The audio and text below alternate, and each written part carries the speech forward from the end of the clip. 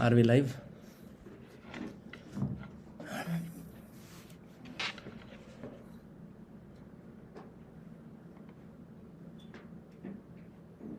क्या हम लाइव हैं? कैसे पता चलेगा?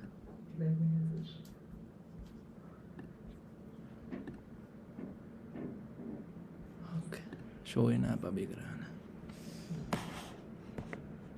अब दिख रहा हूँ? ओके, तो स्टार्ट करते हैं। नंदिनी, हाय नंदिनी।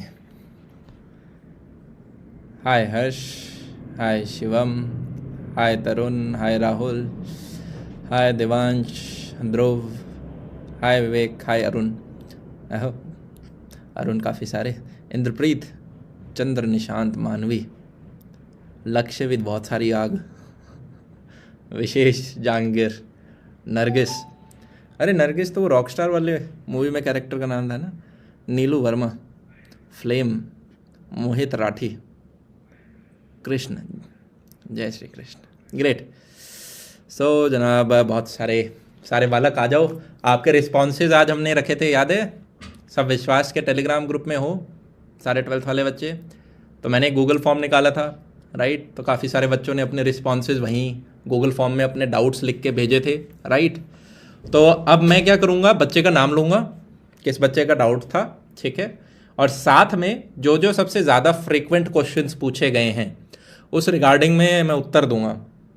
ये सेशन हम लगभग 45 मिनट्स टू 1 आवर का रखेंगे, राइट? और आपके क्वेश्चन मैंने पहले ही ले लिए, जिससे कि इधर कमेंट सेक्शन में है ना, काफ़ी बार उतने अच्छे से रीड नहीं कर पाते, राइट?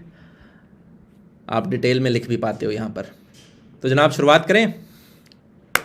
सबसे ज़्यादा जो प्रश्न पूछा गया है, राइट, वो है CUET एग्ज़ाम के बारे में, और उसके बाद लास्ट 1 मंथ प्रिपरेशन उसके बारे में। एक बार मुझे देख लेने दो, सारे कैमरा चल रहे हैं क्या? ओके, सब चल रहा है। तो स्टार्ट करते हैं। सबसे पहला क्वेश्चन है, एक बच्चे ने जो पूछा है मुझसे, Vishwajeet, how to complete chemistry in 1 month. जनाब, केमिस्ट्री एग्ज़ाम के लिए जो हमारी बाइबल है वो है हमारी NCERT। अब अगर आपके पास NCERT पढ़ने का समय नहीं है तो आप क्या कर सकते हो, जो आपके भी योद्धा बैच में क्लासेस चल रही हैं टर्म 2 की, वो आप अपने लेक्चर देखो, और उसके बाद जो नोट्स प्रोवाइड करे गए हैं उनको आप घोट लो। उन नोट्स में आपको कंप्लीट चैप्टर नोट्स भी दिए, ऑल्दो सिर्फ शॉर्ट नोट्स और रोड मैप्स डालने थे, पर कंप्लीट चैप्टर नोट्स भी हैं जो हमने यूट्यूब पर डाले थे, बस उन्हीं को प्रिंट करा के आपके टीचर ने वो कराए हैं, राइट? तो उनको घोट लो and you are good to go. मतलब यही करना है। और यार इस बार तो मतलब काफ़ी लंबा गैप है एग्ज़ाम्स के बीच में, और केमिस्ट्री का पेपर है वो रिलेटिवली पाँचों में सबसे आसान आता है अगर हम पिछले 5 साल के देखें। तो आपको क्या करना है, चैप्टर की थ्योरी समझनी है, नोट्स लेने हैं, और उन नोट्स को 4 से 5 बार घोटना है। मैं दोबारा रिपीट कर देता हूँ, 4 से 5 बार करना है। अगर आप रिवाइज नहीं करोगे याद नहीं रहेगा। पहली बार में आप लिख सकते हो कि मान लो आपने जो नोट्स देखे उनको पूरा मत लिखो, जाए उनको यूँ लिख लो कि उनका एक थोड़ा प्रतिशत लिख लिया, पर लिखो ज़रूर, सिर्फ रीड मत मारना उनकी। चाहे आप 50% लिखना चाहते हो, कुछ मेरे जैसे बच्चे होते हैं जिनको 100% लिखने की आदत होती है, कुछ जिनको कम होता है, तो पहली बार में 50% लिख लिया, फिर अपने सेकंड रिवीजन में आप कम कर सकते हो, ठीक है? इसको 20% रूल भी कहा जाता है कि मान लो आप 10 पन्ने नोट्स के हैं तो उनमें से 10 पन्नों को पढ़ने के लिए आप सिर्फ 2 ही पन्ने लिख रहे हो जो इंपॉर्टेंट है, और फास्ट हैंड राइटिंग के साथ, तो हाथ को भी याद होगा आपको, राइट? कोई इशू आ रहा है? ठीक है, नेक्स्ट क्वेश्चन की तरफ यार बढ़ते हैं। ये बच्चे ने पूछा है, भैया क्या CUET एग्ज़ाम हो रहा होगा और क्या इसके लिए कोई कोर्स आएगा? देखो, एग्ज़ाम तो पक्का हो रहा होगा, ये तो आ चुका है, और हाँ इसके ऊपर यार हम अभी बहुत अच्छे से वर्क कर रहे हैं, और आपको काफ़ी जल्दी इस पे सॉल्यूशन मिल भी रहा होगा। है क्या कि यार CUET एग्ज़ाम को अगर हम देखें तो अभी तक जो गाइडलाइंस आई हैं, ठीक है, मैं आपको दूसरे कैमरा में दिखाने की कोशिश करता हूँ। अभी तक CUET एग्ज़ाम के बारे में, पहली बात तो जिन बच्चों को नहीं पता, हमारी जितनी भी टॉप 45 सेंट्रल यूनिवर्सिटीज़ हैं, जिनके अंदर सबसे मेजर हमारी दिल्ली यूनिवर्सिटी भी आती है, जितने भी आपके हिंदू, हंसराज वगैरह ये सारे कॉलेजेस हैं, ये सारे के सारे इसके अंदर जनाब आ जाते हैं आपके। तो अब ये जो एग्ज़ाम है। सेंट्रल यूनिवर्सिटीज़ ये जो 45 हैं इनके लिए तो मैंडेटरी है ही, साथ में जो स्टेट यूनिवर्सिटीज़ हैं वहाँ पे भी सरकार ने कहा है, यूजीसी ने, कि भाई आप भी इसको रिकमेंड इस्तेमाल कर सकते हो। 3 सेक्शन होंगे इसके अंदर। पहला है सेक्शन 1 जो अभी तक बताया गया है, दूसरा है सेक्शन 2 और तीसरा है सेक्शन 3। ठीक है, कोई अभी यार ऑफिशियल सैम्पल पेपर नहीं आया, पर थोड़ी बहुत जो न्यूज़ आई है उससे जो है वो मैं आपको बता रहा हूँ। अब सेक्शन 1 के अंदर भी 2 पेपर होंगे, एक पहला ए पेपर है और दूसरा बी पेपर है। ये यार कंपलसरी है, आपको हर बच्चे को देना ही पड़ेगा। ठीक है, और ये मतलब ये मैंडेटरी नहीं है, ये ऑप्शनल है, इसको ऑप्शनल लिख सकते हो आप। इसके अंदर आपकी 13 लैंग्वेजेज हैं। किसी बच्चे की मराठी हो सकती है, तेलुगु हो सकती है, मलयालम हो सकती है। ठीक है, मेजॉरिटी बच्चे होंगे उनकी इंग्लिश होगी, कुछ बच्चों की हिंदी हो सकती है। तो मान लो अगर आपकी इंग्लिश है तो आपका इंग्लिश का पेपर हो रहा होगा। अब ये सारा एमसीक्यू बेस्ड होगा, सब्जेक्टिव कुछ नहीं पूछा जाएगा इसमें। आपके ग्रामर के क्वेश्चन पूछ लेंगे, पैराग्राफ दे देंगे, पैसेजेस दे देंगे, उनमें से आपको चीज़ें उठा के जनाब बतानी होंगी। ठीक है, ये ऑप्शनल बेस्ड आपका पूरा पेपर ही ऑब्जेक्टिव बेस्ड होने वाला है। अब जो सेक्शन 2 है ना यार, इसमें आपके डोमेन सब्जेक्ट होने वाले हैं। और ये जो डोमेन सब्जेक्ट्स हैं इनमें आप मैक्सिमम 6 डोमेन सब्जेक्ट का एग्जाम दे सकते हो। अब मैक्सिमम 6 बताया गया है, मिनिमम कितना है ये नहीं बताया गया है। ठीक है, अब ये डोमेन सब्जेक्ट क्या है समझ लेते हैं। इस साल के लिए यूजीसी ने यार रेकमेंड किया है कि जो भी आपके 12th के बोर्ड के सब्जेक्ट थे ना, वही आप अपने डोमेन सब्जेक्ट पकड़ लो। मगर जैसे कि अगर आपके पास फिजिक्स है, केमिस्ट्री है, मैथ्स है, कुछ बच्चे होंगे जिनके पास फिजिक्स, केमिस्ट्री, बायो होगा, तो आपके 3 डोमेन सब्जेक्ट तो यही हो गए। अब कोई बच्चा हो सकता है जिसके पास साथ में इसके इकोनॉमिक्स हो, तो उसका चौथा डोमेन सब्जेक्ट ये हो गया। और कोई बच्चा हो सकता है, मतलब इंग्लिश तो सबके है ही, तो 5वां डोमेन सब्जेक्ट ही हो गया। क्या चीज़ समझ में आ रही है? इस प्रकार से है। तो प्रॉपर एक लिस्ट दे रखी है। मतलब यहाँ पे कुछ बच्चे हो सकते हैं कि कोई बच्चा, कुछ यहाँ पे मेजॉरिटी इको वाले ही होंगे, ऊपर हो सकते हैं कुछ कंप्यूटर साइंस वाले बच्चे भी हों। तो ऐसे आपको 6 डोमेन सब्जेक्ट आप मैक्स चुन सकते हो। अब इन डोमेन सब्जेक्ट्स का महत्व क्या है वो मैं बता रहा हूँ। सेक्शन 3 है जो थोड़ा सा डेंजरस है। मतलब यहाँ पे अच्छा डोमेन सब्जेक्ट्स में एक चीज़ और बताई गई है, हमें 40 क्वेश्चन करने हैं 50 में से, और हर एक डोमेन सब्जेक्ट के 40 क्वेश्चन आ रहे होंगे। मतलब फिजिक्स के भी 40 क्वेश्चन होंगे, केमिस्ट्री के भी 40 होंगे, मैथ्स के भी 40 होंगे, इकोनॉमिक्स के भी 40 होंगे, सबके 40 होंगे जो आपको करने हैं। 50 दिए जाएंगे, 40 करने हैं, यानी 40। और हर एक पेपर को करने के लिए 45 मिनट्स का टाइम दिया जाएगा। तो अगर किसी के 5 डोमेन सब्जेक्ट हैं तो उसके 5 पेपर होंगे, 200 क्वेश्चन कर रहा होगा वो। ठीक है, सेक्शन 3 जो है इसके अंदर यार आपका जनरल नॉलेज भी पूछा जाएगा, इसके अंदर आपका करंट अफेयर्स भी पूछा जाएगा, इसके अंदर आपका मेंटल एबिलिटी भी पूछा जाएगा, इसके अंदर आपका रीजनिंग भी पूछा जाएगा, इसके अंदर आपका क्वांट भी पूछा जाएगा। ठीक है, तो ये एक ऐसी, इसको जनरल टेस्ट बोला जा रहा है, एक तरह से जनरल एप्टीट्यूड टेस्ट हो गया ये आपका। राइट, काफ़ी सारे कॉलेजेस हैं। अब मान लो जैसे किसी बच्चे को, एक छोटा सा एग्जाम्पल ले लेते हैं। कोई बच्चा है, ठीक है, और उसको हिंदू कॉलेज से मान लो इकोनॉमिक ऑनर्स करना है। तो अभी एज सच कोई गाइडलाइंस नहीं आई है, मैं जस्ट आपको मोटा मोटा अंदाजा देने का कोशिश कर रहा हूं कि शायद कुछ ऐसा हो रहा होगा। तो हिंदू कॉलेज सबसे पहले बताएगा कि भाई अगर आपको मेरे कॉलेज में इकोनॉमिक ऑनर्स चाहिए तो ऐसा करो, ये पेपर तो लोग दे ही रहे हैं। ठीक है, साथ में डोमेन सब्जेक्ट्स में आपका एक इकोनॉमिक्स जरूर होना चाहिए। तो इकोनॉमिक्स के नंबर आपके देखेंगे और आपके सेक्शन 3 के नंबर देखे जाएंगे। क्या चीज़ समझ में आ रही है? ऐसा सा हो सकता है कि आपके मात्र डोमेन सब्जेक्ट के पेपर के नंबर देखे जा रहे हैं और आपके जनरल टेस्ट के देखे जा रहे हैं, और देखा जा रहा है कि भाई लैंग्वेज में आप पास हुए हो या नहीं हुए। मतलब ऐसी कुछ भी मिश्रण आ सकता है। या वो यूं भी बोल सकता है कि इकोनॉमिक्स तो होनी चाहिए, साथ में मैं बेस्ट ऑफ 3 डोमेन सब्जेक्ट्स देखूंगा या बेस्ट ऑफ 4 डोमेन सब्जेक्ट देखूंगा। अब एकदम प्रिसाइज गाइडलाइन क्या होगी वो नहीं पता चला, पर जैसे किसी को इकोनॉमिक ऑनर्स चाहिए तो उसका डोमेन सब्जेक्ट पक्का इकोनॉमिक्स एक हो, इतना हम मतलब तुक्का मार सकते हैं कि यार ये तो है। किसी को मान लो अपना फिजिक्स के अंदर ऑनर्स का करना है, बीएससी फिजिक्स ऑनर्स करनी है किसी को हंसराज कॉलेज से, तो जनाब उसके एक डोमेन सब्जेक्ट तो फिजिक्स होना ही चाहिए। साथ में अब क्या कॉलेज इसके नंबर भी देखेगा, इसके भी देखेगा, ये सारी चीज़ें हैं। पर हाँ यार, ये सेक्शन 3 जो है ना, ये ऐड हो चुका है। अब जीके में कहाँ तक की जनरल नॉलेज पूछेंगे, करंट अफेयर्स में कहाँ तक का करंट अफेयर्स, क्योंकि यूपीएससी एसएससी वालों का भी सेक्शन 3 का यही सिलेबस होता है, ठीक है। पर वहाँ पे बताया गया है कि ज़्यादा हाई लेवल का नहीं होगा, ठीक है। कुछ चीज़ों में तो 8th क्लास तक का ही सिलेबस होगा। तो ये जो CUET से रिलेटेड जो आपके डाउट्स हैं, राइट, कि क्या कोर्स आ रहा होगा, सारे चीज़ें रेडी हैं, ठीक है। आपको बहुत जल्द एक सॉल्यूशन मिल रहा होगा, ठीक है। ठीक है जनाब, नेक्स्ट चीज़ के ऊपर आता हूँ मैं।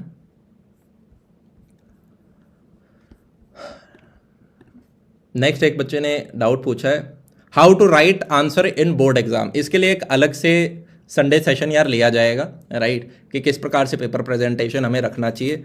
बहुत सिंपल चीज़ें होती हैं यार, चाहे आपकी हैंडराइटिंग गंदी हो पर क्लीन पेपर होना चाहिए। कुछ बच्चों की हैंडराइटिंग गंदी है, वो लास्ट के 2 महीनों में तो क्या ठीक कर लेंगे। मैंने एक वीडियो बना रखा है बाकी, how to improve your handwriting. कुछ सर्टेन चीज़ें होती हैं यार जिनको आप ध्यान रखते हो कि आप अपने लंबा और पतला अच्छा लगता है, लंबा और पतला अक्षर अच्छा लगता है। अगर आप उसकी हाइट ठीक दे रहे हो, ठीक है, वो थोड़ा पतला है साइज़ में, जैसे एक छोटा सा मैं एग्जांपल, बाकी इसके ऊपर प्रॉपर डेडिकेटेड सेशन बाद में जनाब लिया जाएगा। एक सेकंड, मैं इसको है ना यहाँ रख देता हूँ, थोड़ा सा मुझे आपके, ठीक है। जैसे अगर मुझे एप्पल लिखना है, अब क्या है कि लाइन वाली वो होनी चाहिए थी, तभी आपको समझ में आएगा।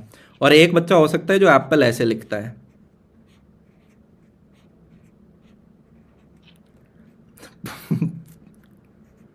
पॉइंट बीइंग, अगर आपका कोई लंबा अक्षर है, ठीक है, जैसे कि मेरा एल हो गया या मेरा ए हो गया, तो अगर इसकी हाइट 2 यूनिट है, तो जो मेरे छोटे अक्षर होते हैं जैसे कि स्मॉल ए हो गया, जैसे कि आई हो गया, तो इनकी हाइट 1 यूनिट होना चाहिए। ये 1:2 का रेशियो हमेशा होना चाहिए।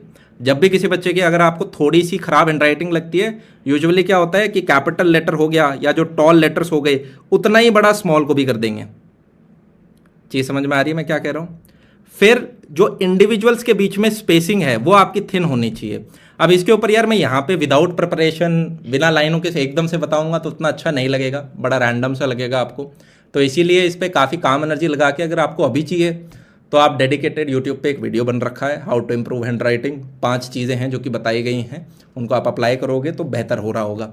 बाकी एक पेपर प्रेजेंटेशन पे पूरी एक हम सेशन ले रहे होंगे कि हर एक आंसर के बाद कितनी लाइन बनानी चाहिए, मार्जिन्स हम कितने बड़े हम दे रहे होंगे, राइट, और कब मार्जिन्स बनाएं, कब लाइनें बीच बीच में खींचें। बड़ी सरल सी चीज़ है, 10-15-20 मिनट में सारा का सारा हो जाएगा, ठीक है, कोई बड़ी साइंस नहीं है। तब तक के लिए आप अपना सिलेबस कवर करें।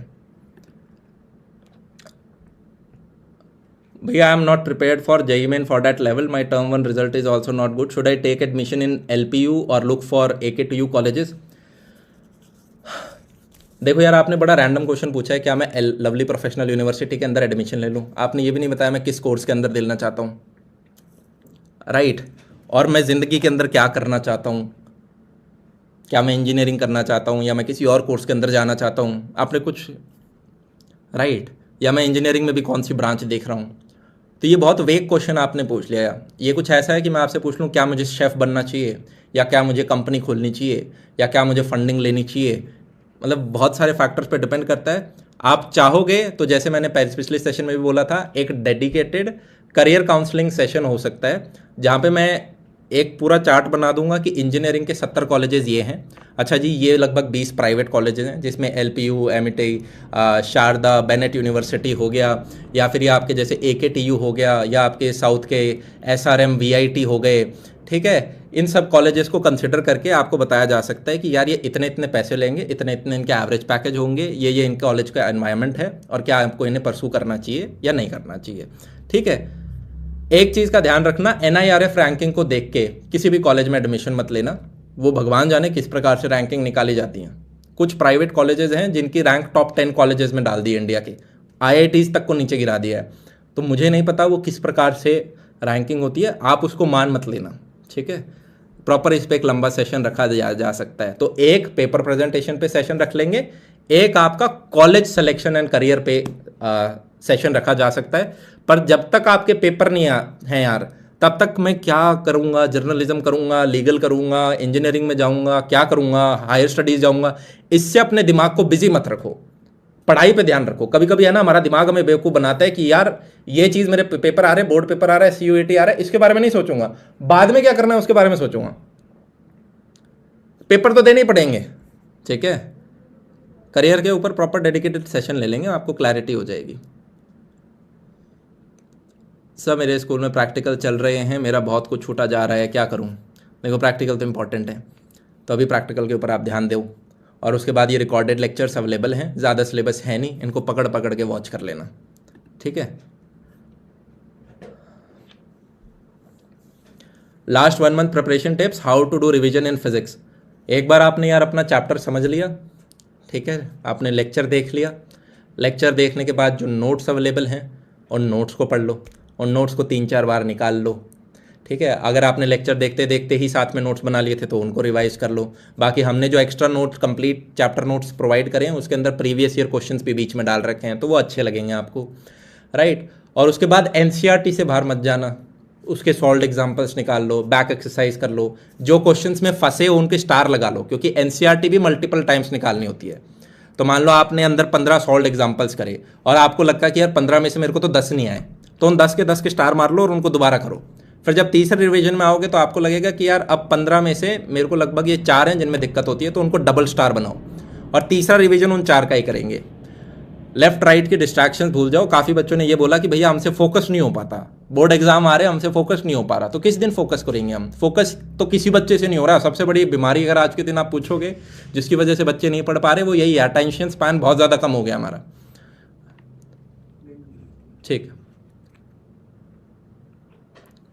तो वहाँ पे फोकस अगर आपको बढ़ाना है, आपको अपनी डिस्ट्रैक्शंस काटनी पड़ेंगी। मैं आपको बार बार बता चुका हूँ, आप इंस्टाग्राम उड़ा दो, आप व्हाट्सएप उड़ा दो, ठीक है। टेलीग्राम के सारे फालतू बैचेस में से हट जाओ, सिर्फ एक बैच होना चाहिए आपके योद्धा बैच, और अगर और कोई ऐसी सिर्फ पढ़ाई का बैच हो। और चैनल्स होने चाहिए टेलीग्राम ग्रुप्स नहीं। टेलीग्राम ग्रुप्स में बातें होती हैं, चैनल्स में आपको सिर्फ जो टीचर बताना चाहता है वो आपको इन्फॉर्मेशन मिलती है। आप चाहो तो यूट्यूब को भी उड़ा दो, राइट। और अपने सिर्फ एक जोन में रहो, अपनी टेबल कुर्सी के ऊपर बैठो, रोज़ सुबह एक टाइम पे उठो, 8 बजे उठ रहा हूँ, 9 बजे उठ रहा हूँ, बैठ के पढ़ाई करना स्टार्ट करो। देखो कि मैं अपना रोज़ का शेड्यूल बना रहा हूँ नहीं बना रहा, क्या मैं रोज़ क्लासेस अटेंड कर रहा हूँ, क्या मैं अपना रिवाइज कर पा रहा हूँ, क्या मैं शॉर्ट नोट्स, अपना टॉयलेट भी जाते हो तो शॉर्ट नोट्स को रिवाइज करना स्टार्ट कर दो। ये 3 चैप्टर मेरे हो गए, इनके शॉर्ट नोट्स फिर से देख लेता हूँ, इंटीग्रेशन के फॉर्मूले सारे याद है नहीं है, ठीक है। खाना खा रहे हो तब भी शॉर्ट नोट्स को साइड में रखो, पूरे टाइम घुस जाओ उसमें। अब भैया what should we keep in mind at JEE test centre. अरे जेई के डाउट्स इस बैच के अंदर हो। टेस्ट सेंटर एक तो यार जब भी आपका जिस दिन पेपर होगा उससे पिछले दिन घर वालों को या खुद जाके एक बार टेस्ट सेंटर देख के आना होता है, जिससे आपको पता हो कि भाई पूरा एड्रेस क्या है। पेपर वाले दिन हम कहीं लेफ्ट राइट ना हो जाएं, गूगल मैप्स के भरोसे रहे कहीं और ही पहुंच गए। दूसरा, जिस दिन भी आपका पेपर हो आप ये माइंड में सोच के चलो कि मैं घर से निकलूंगा, मेरा टायर भी पंचर हो गया या मुझे बीच में कुछ व्हीकल नहीं मिला, तब भी मैं अपने सेंटर पे वर्स्ट केस सिनेरियो में भी पहुंच जाऊं। तो आप अपने घर से डिस्टेंस आप पहले पिछले दिन देख के आए, अपना बहुत पहले निकल के जाओ, और एग्ज़ाम जहाँ पे आपका होगा वहाँ पे आध पौने 1 घंटा पहले जाके बैठ जाओ। अगर भागते भागते पहुँचोगे तो एंग्जाइटी रहती है, अरे लेट ना हो जाऊँ, और वो अच्छा नहीं रहता, ठीक है। अपनी बढ़िया नींद लेनी ज़रूरी है।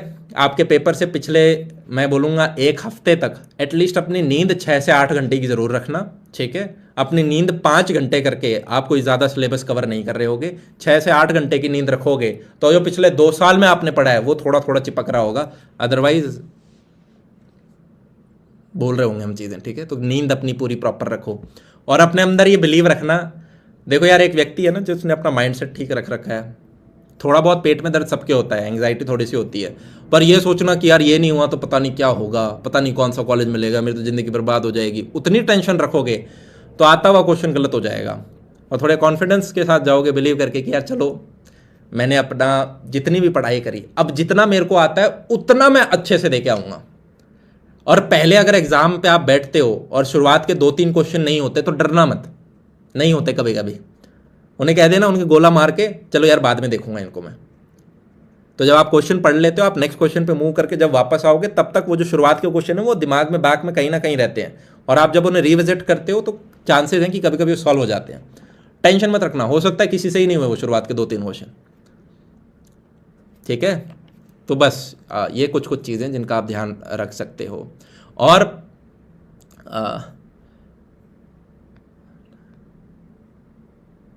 भैया it's almost time for our term two board exam, Ishita पूछ रही है, but I am still not sure what to do in my life. भैया please tell me your opinion, is psychology a good option? अरे यार Ishita, psychology नहीं, मैं कह रहा हूँ आप चाहे इस देश में चाय बेचो, झाड़ू लगाओ, इंजीनियर बनो, डॉक्टर बनो, लॉयर बनो, कुछ भी बनो, आप उस काम में सबसे बेहतरीन होने चाहिए। देखो मैं एक छोटा सा उदाहरण दे देता हूँ, ठीक है, छोटा सा उदाहरण दे देता हूँ मैं।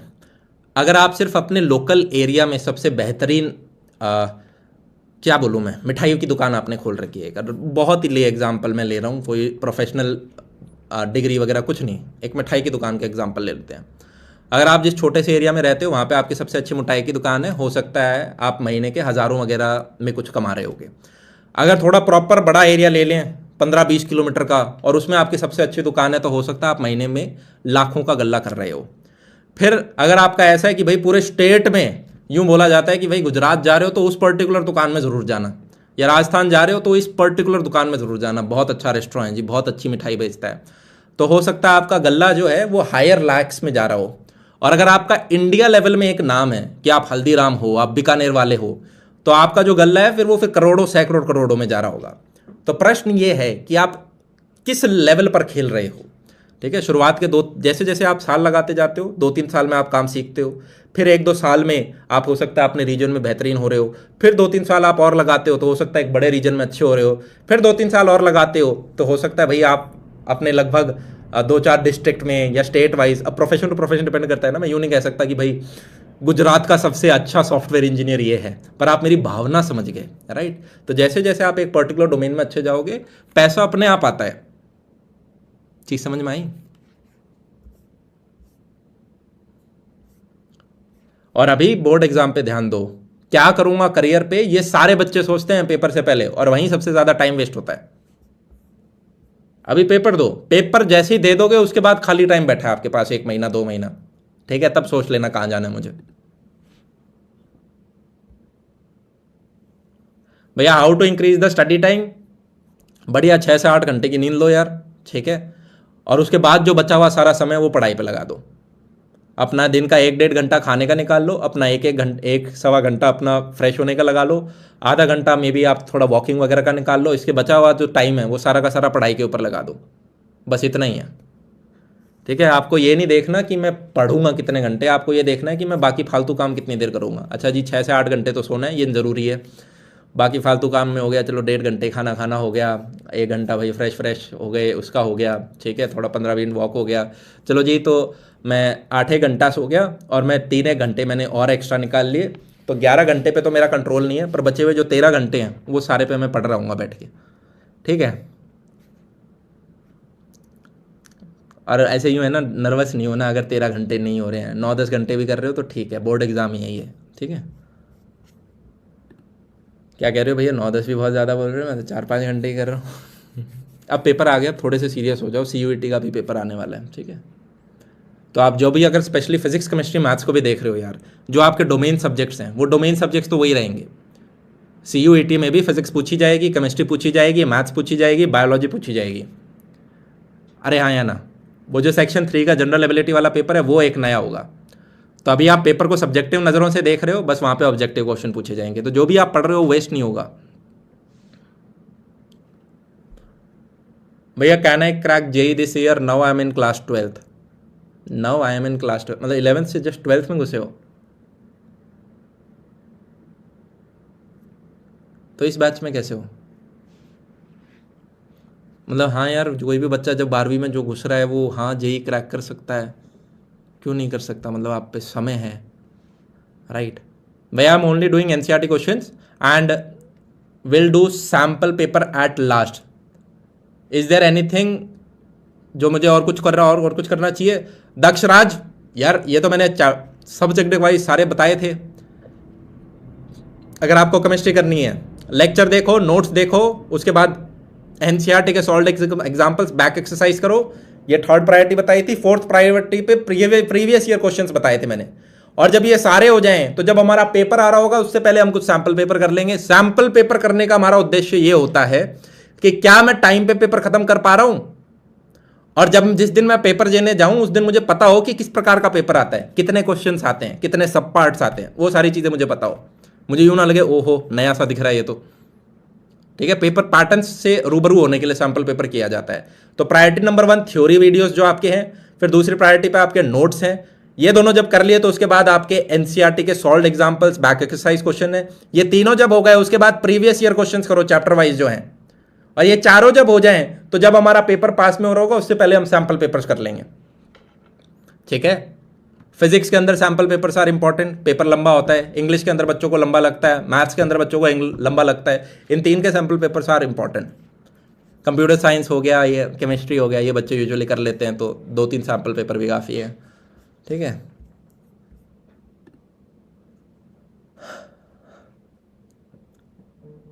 भैया we have to take how much sleep. अरे आराम से अपना 6 से 8 घंटे की नींद लो। किसी के लिए 6-6.5 घंटे काफ़ी होते हैं, किसी के लिए 8 काफ़ी होते हैं, जो जैसे बच्चे आप हो वैसा ले लो। 6 से कम है। भैया Chandigarh university is good for CSE, like can I grab a package of 8 lakh per annum if I work hard? Yes you can get. ठीक है, चंडीगढ़ नहीं, आप किसी भी कॉलेज के अंदर हो, किसी भी, बस इंजीनियरिंग होनी चाहिए आगे। और अगर आप हार्ड वर्क करते हो तो आप अपनी ऑफ कैंपस प्लेसमेंट निकाल सकते हो। समय लग सकता है, पर जैसे आपने 8 लाख बोला है, लोग 8 लाख नहीं, लोग अपनी जो फाइन कंपनीज हैं इनके अंदर भी घुस जाते हैं। ठीक है, पर हाँ आपको हार्ड वर्क करना पड़ेगा। CUET के लिए जो विश्वास बैच में पढ़ाया था उतना इनफ है या और भी देखना पड़ेगा? देखो यार, general knowledge, current affairs, mental ability, quant, ये सब नहीं पढ़ाया गया, इनके लिए अलग से देखना पड़ेगा। और ये ऑब्जेक्टिव बेस्ड क्वेश्चंस की हमें प्रैक्टिस करनी पड़ेगी। भैया how to get maximum out of this cause? Cause क्या होता है, मतलब यहाँ पे क्या मतलब है उसका? भैया ज़्यादा लॉन्ग टाइम तक आजकल फोकस नहीं हो पा रहा है, क्या करूँ? इंस्टाग्राम की रील देखना बंद कर दो, शॉर्ट्स देखना बंद कर दो, दोस्तों से बात करना बंद कर दो, टीवी देखना बंद कर दो। ठीक है, मम्मी पापा भाई वगैरह इन सबसे बात करना बंद कर दो, सबसे बंद कर दो, और सिर्फ किताबें अपने सामने रखो और देखना 5-6 दिनों में फोकस बढ़ेगा। आपका मन करेगा फ़ोन की तरफ हाथ जाने का, पर आपकी टेबल पे फ़ोन नहीं होना चाहिए। अनटिल अनलेस आपको कुछ पढ़ने का है तो अपने फ़ोन से, इसलिए मैं कह रहा हूँ बाकी सारे ऐप्स हटा दो। अरे हाँ या ना, वो कमरा बंद करके पढ़ना, मम्मी को नहीं अंदर आने दूंगा क्योंकि छुप के कुछ देख रहा हूँ, वो सब हटा दो भैया। भैया इंटीग्रेशन सही करने का कोई टिप दे दो प्लीज़, समझ नहीं आ रहा है इंटीग्रेशन, बट प्लीज़ क्वेश्चन बनाने। देखो यार, मेरे को इंटीग्रेशन में मुझे भी अपने टाइम में दिक्कत आई थी, मैंने RD शर्मा के सारे सॉल्व एग्जाम्पल्स कर लिए थे। अब टाइम बहुत लगा था उसे करने में क्योंकि बहुत ही बड़ा चैप्टर है। मतलब पहला RD शर्मा पार्ट 1 में था, मुझे अभी भी याद है अपने टाइम में, और एक आपका आधा इंटीग्रेशन पार्ट 2 में था। तो जो पार्ट 1 वाला इंटीग्रेशन है ना, वो मैंने पूरा पढ़ लिया था, सॉल्व एग्जाम्पल्स कर लिए थे। ठीक है, तो अगर आपको सिर्फ NCERT से समझ नहीं आ रहा है, कम लग रहा है, तो इंटीग्रेशन हाँ एक ऐसा चैप्टर है जो ज़्यादा प्रैक्टिस मांगता है। तो आप उसके सॉल्व एग्जाम्पल्स करोगे तो कॉन्फिडेंस बनेगा। हर एक क्वेश्चन को करने के बाद बढ़िया सा टिक मारना, ठीक है, फिर पलट के देखते हैं ना, अच्छा लगता है। और फिर उनमें से जो जो आपको इंपॉर्टेंट लग रहे हैं उनको स्टार मार लेना, उनको रिविजिट भी करेंगे। तो मान लो अगर टोटल 150 सॉल्व एग्जाम्पल्स हैं RD शर्मा के अंदर, मुझे एग्जैक्ट याद नहीं, बहुत सारे थे।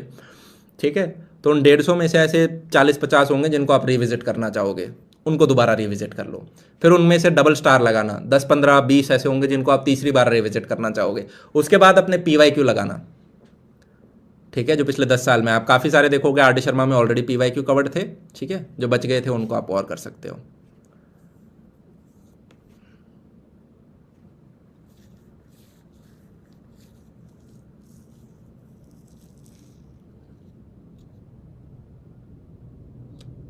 दिव्यांशु सिंह, देखो अगर आपकी फिजिक्स बहुत वीक है, प्री बोर्ड में आपके नंबर कम आए हैं, काफ़ी कम आए हैं, मैं एक मैजिकल सॉल्यूशन बताता हूँ इसका। फिजिक्स पढ़नी पड़ेगी। ठीक है, जिस सब्जेक्ट में हमारे कभी कभी कम नंबर कम आते हैं ना, हम उससे दूर हो जाते हैं, बल्कि हमें करना क्या होता है कि उसके ऊपर और टाइम लगाना है। आपके मैथ्स में नंबर इसलिए आ रहे हैं क्योंकि आपने मैथ्स को ज़्यादा समय दिया है, केमिस्ट्री में नंबर इसलिए आ रहे हैं क्योंकि केमिस्ट्री को ज़्यादा दिया है। जिस भी सब्जेक्ट के आप में नंबर ज़्यादा आ रहे हैं उस सब्जेक्ट को आपने ज़्यादा समय दिया है, जिसमें कम आ रहे हैं उसको कम समय दिया है। राइट, अब नेहा के साथ टाइम स्पेंड कर नहीं रहे अब कह रहे हो नेहा बात मान नहीं रही, ठीक है, तो ये सब्जेक्ट नेहा ही है।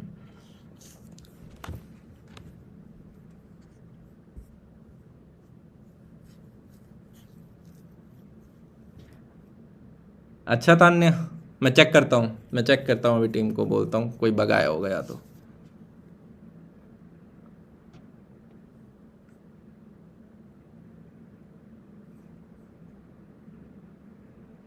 समर्थ सिंह, आपको सिर्फ इस चीज़ पे ध्यान रखना है कि जितने आपके लेक्चर्स दे रखे हैं इन सबको बढ़िया तरीके से पढ़ो, अपना नोट्स करो। अभी भी लेट नहीं है, अगर आपने टर्म 2 के लिए पढ़ाई स्टार्ट कर रहे हो काफ़ी टाइम है। पर हाँ, आपको हर दिन 8-10 घंटे बैठ के मिनिमम पढ़ना पड़ेगा। मिनिमम 8 घंटे तो लगाने ही चाहिए हर एक बच्चे को, ज़्यादा नहीं लगा सकते तो। और घंटे मत देखो यार, ये देखो अपने आप से कम्पीट करो कि क्या मैं कल से बेहतर कर सकता हूँ। इसका मतलब ये भी नहीं है कि पहले ही दिन जाके 14-15 घंटे लगा दिए और इतने थक गए कि दूसरे दिन लेटे पड़े हम, ठीक है।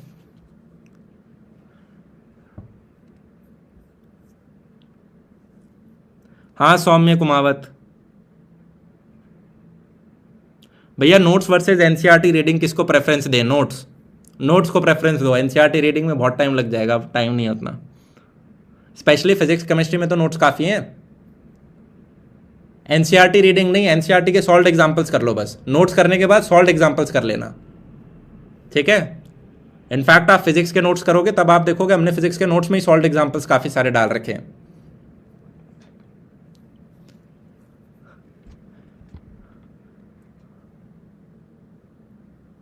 भैया ओवर थिंकिंग कैसे काम करूं? देखो, अगर आपको रात को नींद नहीं आ रही है या ओवर थिंकिंग कर रहे हो, मेरे पापा कहा करते थे कि आपने बढ़िया मेहनत नहीं करी है। जिस दिन एक दिन है ना, किसी दिन बहुत सारी मेहनत करना। अब चाहे फिजिकल हो कि एक राउंड के 10 चक्कर काट लिए, या मेंटल हो कि बहुत ज़्यादा बैठ के पढ़ लिए कुर्सी के ऊपर, उस दिन देखना नींद बहुत जल्दी आएगी आपको, क्योंकि थक रखे हैं, बॉडी को चाहिए नींद। तो ओवर थिंकिंग कि मैं करियर में क्या करूँगा, आगे क्या होगा, मेरा दोस्त कहाँ जाएगा, राहुल कहाँ जाएगा, नेहा कहाँ जाएगी, कौन सी स्ट्रीम अच्छी है, कहाँ पैकेज अच्छे मिलेंगे, is engineering good for students, is फलाना thing good for students, should I do this versus this, ठीक है, हायर ग्रेजुएशन स्टडीज़ वगैरह, ये सब अगर अभी आप सर्च कर रहे हो तो आप मात्र अपना टाइम वेस्ट कर रहे हो, आपका दिमाग आपको बेवकूफ़ बना रहा है। बोर्ड एग्जाम पहले दे लो, उसके बाद आपके पास 1 से 2 महीने होंगे, तब आप बैठ के इन सारे ऑप्शंस को एक्सप्लोर कर सकते हो, राइट। भैया is NCERT sufficient for CUET? Pooja Rai, अभी जो हमारे गाइडलाइंस आए हैं 3 पेपर हैं उसके अंदर। सेक्शन 1 लैंग्वेज पेपर है, सेक्शन 2 हमारा डोमेन सब्जेक्ट्स होने वाला है। अब डोमेन सब्जेक्ट्स में हाँ जी सिर्फ एनसीईआरटी से सिलेबस आ रहा होगा, पर ऑब्जेक्टिव बेस्ड पेपर आ रहा होगा। तो yes, NCERTs are enough, but yes we will need practice of objective type questions, ठीक है, जिससे स्पीड बढ़ रही हो, क्योंकि हमें 45 मिनट्स के अंदर 40 क्वेश्चन करने हैं। अब केमिस्ट्री के अंदर तो चलो मेरे को समझ में आ रहा है, ऑर्गेनिक है, इनऑर्गेनिक है, रटा पड़ा है, सीधा मैं टिक मार दूंगा। बायोलॉजी में भी चलो पेपर हो जाएगा, पर जैसे मैथमेटिक्स हो गया जहाँ पे सॉल्व करना पड़ेगा हर एक क्वेश्चन को, या फिर फिजिक्स हो गया जिसमें न्यूमेरिकल्स हो सकते हैं, तो 45 मिनट्स में अगर मुझे 40 क्वेश्चन करने हैं और रीडिंग 50 क्वेश्चन की मारनी है, 50 क्वेश्चन पढ़ूंगा उनमें से 40 करूंगा, तो मेरे को लगता है स्पीड चाहिए होगी थोड़ी सी। ऑल्दो पेपर बहुत इजी लेवल का होगा, मैं यही एज्यूम कर रहा हूँ, जेईई में जैसा कुछ भी नहीं हो रहा होगा ना, नीट जैसा हो रहा होगा, right, but still will need practice. और जो सेक्शन 3 है यार, उसके लिए तो भगवान जाने कितना जनरल एबिलिटी, कितना करंट अफेयर्स। हमने टीचर्स वीचर्स सब बस वेट कर रहे हैं कि कुछ अगर थोड़ी सी भी बाउंड्री आ जाए, क्योंकि करंट अफेयर्स तो यूपीएससी एस्पिरेंट भी पढ़ता है, ठीक है, तो क्या वो पढ़ा दें 3 महीने में, ठीक है, तो उसका बस थोड़ा सा वेट किया जा रहा है। अरे दीपक कुमार, ऐसा नहीं है भैया, आप रिप्लाई नहीं कर रहे हो, लो कर दिया, क्वेश्चन तो पूछा नहीं इसमें आपने, है।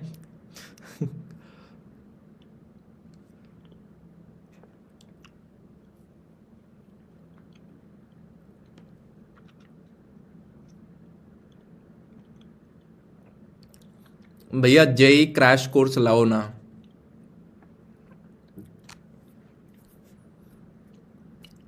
यार जेई क्रैश कोर्स है ना, कुछ होता नहीं है, मतलब अगर आपको वैसे ही है ना, तो मैंने आरंभ चैनल पे पूरी 11th का 1 शॉट डाल रखा है, वो आप देख सकते हो।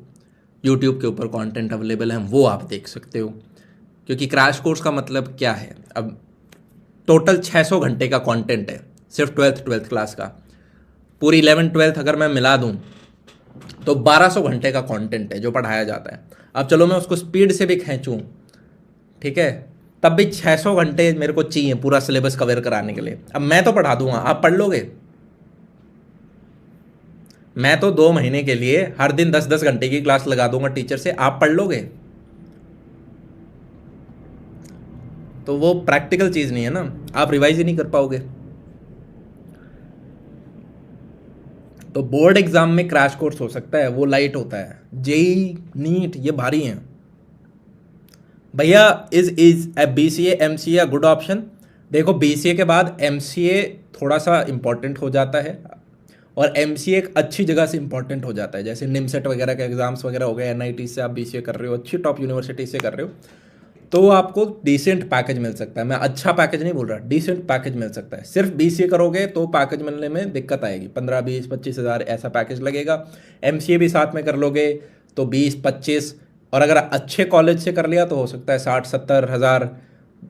बहुत ही अच्छी कंपनी आई NITs के अंदर और आप बैठे थे प्लेसमेंट्स में, तो फिर आपकी अच्छी as a software developer job भी लग सकती है, ठीक है। बाकी यूजुअली जितने मैंने BCA MCA में देखा है, they start from small companies, gradually उनका 5-6 साल में एक्सपीरियंस होता है, फिर वो धीरे धीरे जो बिग आपकी कंपनीज हैं उधर जाते हैं। भैया थापड़ यूनिवर्सिटी या कनाडा में कोई बढ़िया यूनिवर्सिटी? दिवांश, वाह क्या वेग क्वेश्चन पूछा है। ब्रांच भी नहीं बताई, आपको लाइफ में प्रेफरेंसेस क्या चाहिए, और कनाडा में कोई भी यूनिवर्सिटी बोल दिया आपने। तो ठीक है, कनाडा में अगर वाटरलू यूनिवर्सिटी मिलती है तो वो बेटर है, राइट। अगर आपको वहाँ पे एडमिशन मिलता है तो वो आप देख सकते हो, उसके लिए आपको एग्ज़ाम देने पड़ेंगे कुछ, राइट। थोड़ा थोड़ा सा स्पेसिफिक बोलो। इट्स लाइक ये कॉलेज या फिर इस देश का कोई भी कॉलेज, कौन सा चूज़ करूँ?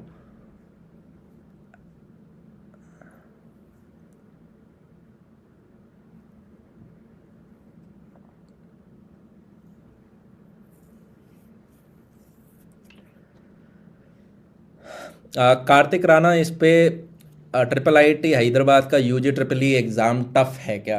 मेरे को एक बार एक लड़का मिला था, उसका JEE मेन में नंबर कम आए थे, पर UG EEE के माध्यम से उसका सिलेक्शन हो गया था IIIT हैदराबाद में। मैंने इसके ऊपर एक वीडियो बना रखा है 2 साल पहले, पर उसके बाद से मैंने इसके ऊपर टच नहीं लिया है, क्योंकि बहुत कम बच्चे है ना इस माध्यम से जा रहे होते हैं। तो आप वो IIIT हैदराबाद मेरा वीडियो देखोगे तो उसमें शायद मैंने कुछ चीज़ें मेंशन कर रखी हूँ। अभी मैं पूरा श्योर नहीं हूँ क्या अपडेट हुआ है पिछले 1-1.5 साल में, क्या सिलेबस आया है। पर हाँ, UG EEE एक एग्ज़ाम है जिसके माध्यम से आप IIIT हैदराबाद के अंदर घुस सकते हो। कोई और बच्चा सुन रहा है तो वो भी इस ऑप्शन को एक्सप्लोर कर सकता है, ठीक है।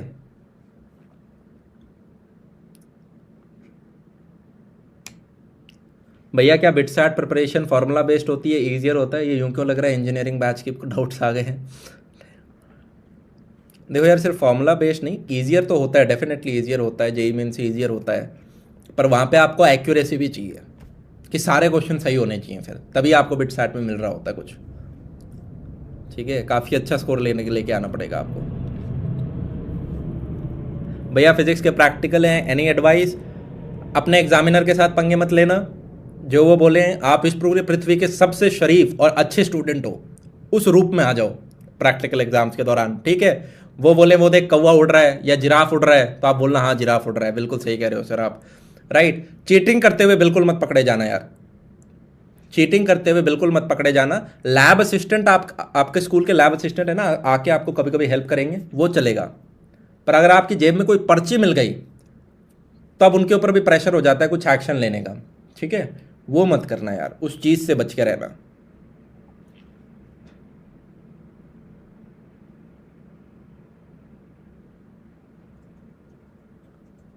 अरे, ये यश चौधरी ने कहा आप रे ऑप्टिक्स के हैंड रिटन नोट्स देने वाले थे।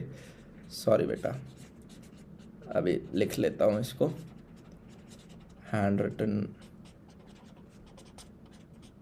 नोट्स, ठीक है। और मैं अभी देख लेता हूँ, मेरे पास अगर यहीं पड़े होंगे तो मैं आपके टेलीग्राम, ये रे मिल गए हैंड नोट्स, ठीक है। और मैं इसको अभी शेयर करता हूँ, मेरा मोबाइल कहाँ है,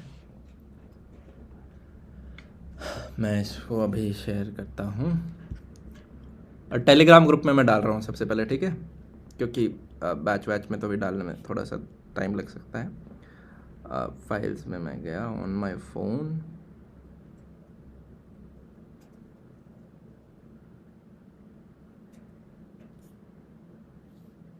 ठीक है, और मैं टेलीग्राम में चला जा रहा हूँ और मैं टाइप कर रहा हूँ विश्वास बैच। अच्छा भाई, सारे के सारे योद्धा बैच वाले बच्चों विश्वास बैच में हो ना? विश्वास बैच फुल ईयर बैच था, उसी टेलीग्राम के अंदर हम योद्धा बैच के बच्चे भी, तो मैं विश्वास बैच जो है टेलीग्राम के ऊपर उसके अंदर ऐड कर रहा हूँ, ठीक है, और मैं लिख रहा हूँ ray optics hand notes,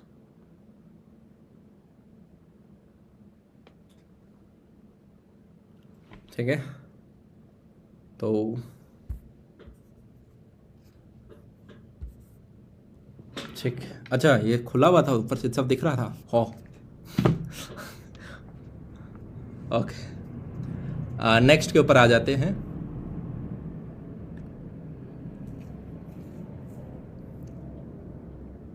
next question load हो रहा है भाई साहब। भैया अभी तक कुछ ज़्यादा नहीं पढ़ा है, अब क्या करूं, ज़्यादा पढ़ना स्टार्ट कर दूं? मतलब भैया 40 में से 40 कैसे लाया जाए और फिजिकल एजुकेशन कैसे करें? फिजिकल एजुकेशन के नोट्स पकड़ो, ठीक है, अगर आपके स्कूल ने कुछ प्रोवाइड करे। हमने एक पुरानी वेबसाइट के ऊपर एक ज़माने में डाले थे, अगर वो अभी भी अवेलेबल हैं तो आप उनको पूरा पढ़ सकते हो। सेम ही है यार, हर एक चीज़ का वही है। आप अपने चैप्टर के नोट्स अच्छे से घोट लो, फिर उसके प्रीवियस ईयर क्वेश्चंस घोट लो, ठीक है। और अगर आप फिजिक्स केमिस्ट्री मैथ्स की बात कर रहे हो तो उस पर्टिकुलर केस में आपको एनसीईआरटी का हर एक क्वेश्चन आना चाहिए। फिजिक्स में मिसलेनियस छोड़ सकते हो तो आप अपने पूरे नंबर ले आओगे। कोई कोई कोई इसमें बड़ी साइंस नहीं है, इधर उधर की फालतू रेफरेंस बुक की कोई ज़रूरत नहीं है, ठीक है। मैथ्स में मैक्स टू मैक्स आप आर डी शर्मा के सॉल्व एग्जाम्पल्स वगैरह कर सकते हो अगर आपके पास टाइम है तो। कुछ बच्चे होते हैं जो इन चैप्टर एक्सरसाइज भी कर लेते हैं, बहुत बढ़िया, इतना टाइम था तो, पर एटलीस्ट सॉल्व एग्जाम्पल्स अगर आप कर लेते हो वो भी बहुत है।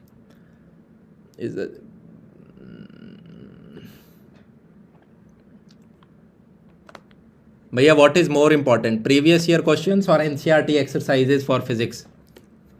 हे प्रभु, क्या दुविधा में डाल दिया। ऐसा करो फिर, फिजिक्स के सॉल्व एग्जाम्पल्स तो पक्का करने हैं आपको, ठीक है। फिजिक्स के सॉल्व एग्जाम्पल्स जो एनसीईआरटी के हैं वो तो 100% करके जाने हैं आपको।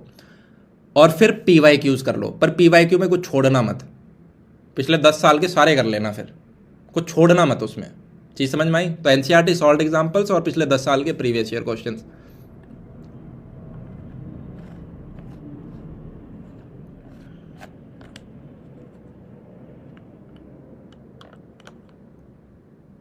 ठीक है, ठीक है गीतांजलि, अच्छा सॉरी नीलंजलि, मेरे को सिर्फ अंजलि दिखा, मैं सोचा यूजुअली गीतांजलि ही होता है। ओके भैया, how to stop over thinking about term two exam? भाई यार राहुल के बारे में सोच लो, इससे बढ़िया तो है। ओवर थिंकिंग क्या हो,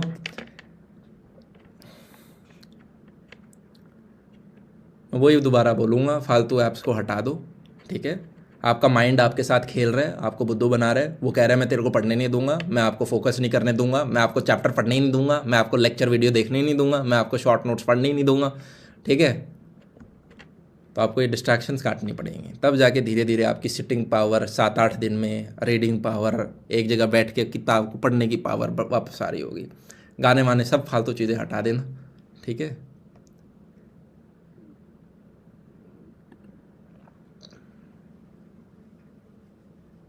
भैया, is it okay to have one friend whom we can trust in these examination days, because having bunch of them will distract, but somewhere we need someone's company who is in the same condition like we are facing, but भैया somewhere we have a doubt कि क्या होगा if this person leave us।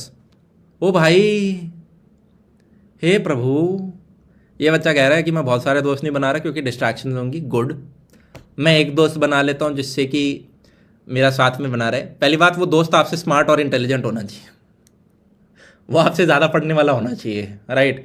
तब थोड़ा rubbing effect से ऊपर जा सकते हो, पर इस बात की कोई गारंटी नहीं है कि वो आपको सही चीज़ बताएगा, हो सकता है मिसगाइड भी कर दे, कलयुग में हम, राइट।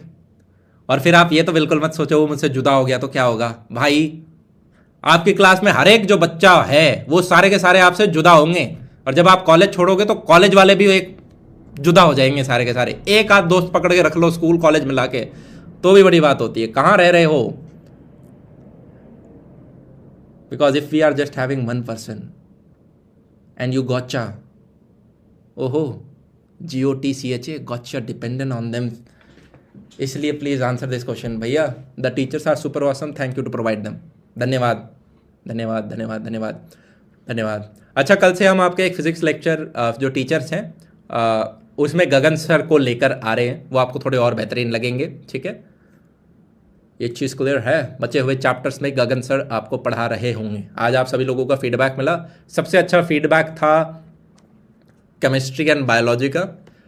फिर आपके फिर कौन से सब्जेक्ट बच गए, फिर मैथ्स का था, और लास्ट में फिजिक्स का था। कल से फिजिक्स हम गगन सर का स्टार्ट करें। बाकी सबके बहुत अच्छे रिव्यूज़ थे, ठीक है। और शॉर्ट नोट्स और रोड मैप्स पे भी बच्चों ने 5 सितारे लगा रखे थे, ठीक है।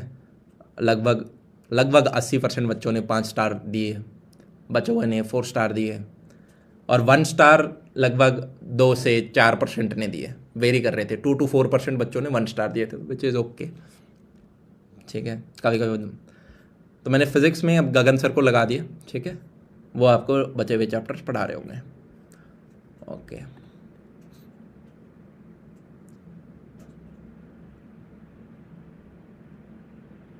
ये प्री डिसाइडेड था यार, मतलब पहले 3 चैप्टर शशांक सर पढ़ाएंगे, मतलब जो फिजिक्स के कुछ चैप्टर्स हैं, और बाद वाले हैं वो गगन सर पढ़ा रहे होंगे। दोनों टीचर्स की हमने फोटो लगा रखी थी ना कोर्स पे।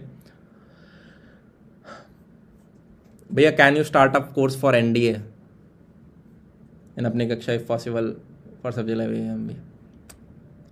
राइट नाउ CUET एकदम से आ गया है, अदर कोर्सेज भी हैं, तो अभी मैं NDA का आपको वर्ड नहीं दे सकता कि हाँ मैं करूँगा ही करूँगा, ठीक है। Thank you for asking. Got little less mark in chemistry, so अब मुझे कैसा स्कोर बूस्ट करना चाहिए। जिस सब्जेक्ट में कम नंबर आ रहे हैं उस नेहा के साथ आपको ज़्यादा समय बिताना पड़ेगा। वो रूठी हुई है आपसे कि भाई मेरे को समय ही नहीं देते तुम, ठीक है, मेरे को समय ही नहीं देते, मेरे बारे में तो पूछते ही नहीं तुम फिज़िक्स को ही दे दो सारा समय, मेरे बारे में तो सोचते ही नहीं तुम। नहीं, मैथ्स के साथ घूमने चले जाओ तुम। भैया इस साल मेरे बोर्ड्स, स्कूल के एग्ज़ाम, प्रोजेक्ट्स और असाइनमेंट्स के कारण JEE की प्रिपरेशन नहीं हो पाई। क्या मैं आपको यहीं रोक दूं वसुंधरा? इस साल बोर्ड एग्ज़ाम सभी बच्चों के थे, स्कूल के एग्ज़ाम सभी बच्चों के थे, प्रोजेक्ट सभी बच्चों को देना था, ठीक है। और जो भी एक्स्ट्रा एफर्ट है वो सभी बच्चों ने लगाया है, चाहे वो JEE की तैयारी कर रहा है, ठीक है, चाहे वो JEE की तैयारी नहीं कर रहा, चाहे वो नीट की तैयारी, सब बच्चों के लिए सिमिलर कंडीशन थी। कभी भी इन चीज़ों को अपने दिमाग के अंदर एज एक्सक्यूज़ मत आने देना। चीज़ समझ में आई कि मैं इस कारण, जैसे आपने अपने क्वेश्चन का शुरुआत है ना 4 एक्सक्यूज़ के साथ किया, वो तो सभी बच्चों को करना था। मतलब जिस बच्चे को JEE देना उसको 12वीं करनी पड़ेगी। डमी स्कूल वाले को भी प्रिपेयर करना पड़ता है मिनिमम 75% से ऊपर लाने के लिए। प्रैक्टिकल में तो थोड़ा बहुत उसे भी बैठना पड़ता है, फाइलें तो उसे भी बनानी पड़ती हैं। क्या कह रहे हो, डमी वालों की फाइलें पैसे देके बन जाती हैं? पर इंडिया में सारे डमी वाले बच्चे नहीं हैं, सब काफ़ी स्कूल जाते हैं, ठीक है। तो ये एक्सक्यूज़ कभी लाइफ में नहीं। अब JEE का फर्स्ट अटेम्प्ट का डेट जितना पास आ रहा है, लग रहा है कि ड्रॉप लेना पड़ेगा। अगर आप सोच रहे हो कि ड्रॉप लेना पड़ेगा, पक्का ड्रॉप लोगे 100%, क्योंकि अब आप पढ़ोगे नहीं, आपका जो पेपर आ रहा है उसके लिए, या आपने ऑलरेडी पढ़ रखा, तो आप ड्रॉप ही लोगे। देखो 2 टाइप के बच्चे होते हैं। एक जिसने पहले ही डिसाइड कर लिया था 12th के शुरुआत में कि इस पहले 1 साल मैं बोर्ड पे ही ध्यान दूंगा, अगला साल ड्रॉप ही करूंगा, उसने पढ़ा ही नहीं JEE का। एक है जिसने अपना एफर्ट पूरा लगाया, घर वालों को पूरा दिखाया कि हाँ मैं रोज़ क्लासेस ले रहा हूँ, सारी पढ़ाई ढंग से कर रहा हूँ 11th और 12th के अंदर, और फिर आप लास्ट के 1-2 महीनों में सोचो कि मैं ड्रॉप ईयर ले लूँ। वहाँ पे आप अगर सोच रहे हो कि मैं ले लूँ और सीरियसली सोच रहे हो, तो फिर आप लोगे, ठीक है। ये बात मेरे टीचर ने एक बार मुझे कही थी। मैंने अपने टीचर से यही सवाल पूछा था, तो बहुत बढ़िया तरीके से मेरे को डांट लगाई, खींच के डांट लगाई। मैं तो बड़े प्यार से बोल रहा हूँ, मेरे को तो ऐसे डांट लगाई जैसे पता नहीं क्या पूछ लिया हो मैंने। सर मैं ड्रॉप ईयर ले लूँ, मुझे 1 साल और मिल जाएगा, धड़ाधड़ धड़ाधड़ धड़ाधड़। ठीक है भैया, क्यों सींग निकल आएंगे तेरे ड्रॉप ईयर में, अभी 2 महीने में क्या दिक्कत है तेरे। भैया मेरे जेई दे के मीडियोकर रैंक नहीं लाना चाहती, बट ड्रॉप देने से भी डर रही हूँ। देखो यार, एक तो डरो मत, मतलब दे दो पेपर, कम नंबर ही तो आएंगे, पर मैं पेपर नहीं दूंगी क्योंकि कम नंबर आएंगे, वो खराब चीज़ है। चीज़ समझ में आ रही है? हाँ या ना? क्योंकि सारी लाइफ में चीज़ें, वो हैबिट बन जाएगी आपकी लाइफ में, आप कोई भी चीज़ करोगे ही नहीं, आप छोड़ दोगे क्योंकि शायद उसमें मैं फेल हो जाऊँ, तो वो तो या कम नंबर आ जाएं। ठीक है, और अगर आपको यूँ है कि पता नहीं मैं ड्रॉप ईयर में अच्छे से पढ़ूंगी या नहीं, तो एक ड्राइव रन टेस्ट कर लेना 1 महीने का। जैसे ही आपका पेपर हो जाता है जेई वाला, उसके बाद देखना कि क्या मैं अगले 1 महीने रोज 8-8 10-10 घंटे पढ़ पा रही हूँ, या ठंडी हो गई 5 दिन में। जो मेरा जोश था ड्रॉप ईयर का, क्या वो 5 दिन में ही ठंडा हो गया, 15 दिन में ही ठंडा हो गया। तो 1 महीने का ड्राई टेस्ट कर लेना, क्योंकि कॉलेज एडमिशन में 1-2 महीने लगते हैं, तो आपको पता चल जाएगा अपने बारे में। ठीक है, तो अगर आपने हर दिन 8-8 10-10 घंटे की स्टडी निकाल दी, मतलब आप कर सकते हो। नहीं करी और आप वही 10 गलतियां कर रहे हो जो पिछले साल भी आपने करी हैं, तो नहीं होगा। देखो यार, ठीक है, आपको अपने साथ ऑनेस्ट रहना है। भैया yet not started maths, not even a single chapter, how to manage for term 2, please answer it, it's an humble request, feeling depressed and useless at this point of time, even score of term 1 was not good. Shagun Singh, what you can do है, सबसे पहले जो भी आपको chapter पढ़ाया गया उसके video lectures देखो बैच के अंदर। तो जैसे ही आप एक पर्टिकुलर चैप्टर के वीडियो लेक्चर देखोगे तो आपको चैप्टर समझ में आ जाएगा। अब आपने अगर बिल्कुल भी मैथ्स की तैयारी नहीं करी और आपका मैथ्स वीक है, तो you can start from NCERT. क्या आपने वीडियो लेक्चर देख लिए? अब एनसीईआरटी के सॉल्व एग्जाम्पल्स वगैरह करने की कोशिश करो सारे के सारे। ठीक है, और उसके बाद अपनी एक्सरसाइजेस सॉल्व करने की कोशिश करो। अगर एक्सरसाइज के अंदर डाउट आता है तो अपनी कक्षा चैनल के ऊपर इन एक्सरसाइजेस के वीडियो सॉल्यूशंस डाल रखे हैं डाल रखे हैं, हाँ जी डाल रखे हैं। तो वो आप मैथ्स के जाके सॉल्व कर सकते हो, जो जो एक्सरसाइज के आपके वीडियो डाउट आता है, राइट। ये आप करो, और जो भी क्वेश्चंस में दिक्कत आती है उनको स्टार मार्क कर लो। मान लो चैप्टर में 100 क्वेश्चन है, आपने 100 के 100 करे, अब उसके बाद दिक्कत आ रही है आपको, मान लो 30-40 वापस रिवाइज करने, 30-40 स्टार मार दो। आपको लगता है नहीं जी मेरे को तो 100 में से 90 के 90 वो दोबारा पढ़ने पड़ेंगे, तो 90 के स्टार मार दो। ठीक है, और उसको दोबारा निकालो। आपको एनसीईआरटी 3-4 बार करनी पड़ेगी। दूसरे में वो करो जिनमें दिक्कत आ रही है, फिर डबल स्टार मार दो। फिर जो 30 क्वेश्चन इंपॉर्टेंट लग रहे हैं उनके तीसरा मारो, फिर सिर्फ 10 क्वेश्चन के स्टार मारो। ऐसे कर करके ही होगा, एक बार पढ़ने से नहीं होगा।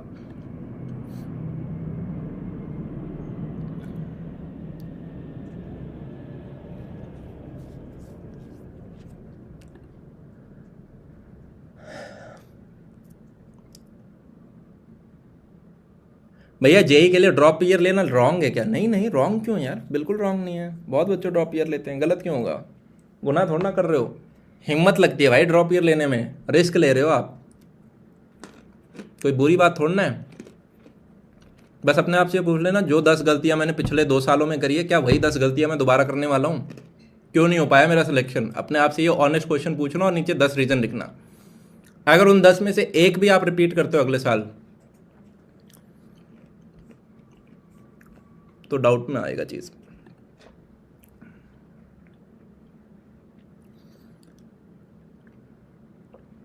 भैया how to manage both boards and CUET, क्योंकि सीयूईटी 1 महीने से भी कम में आने वाला है, ऐसा कुछ नहीं है।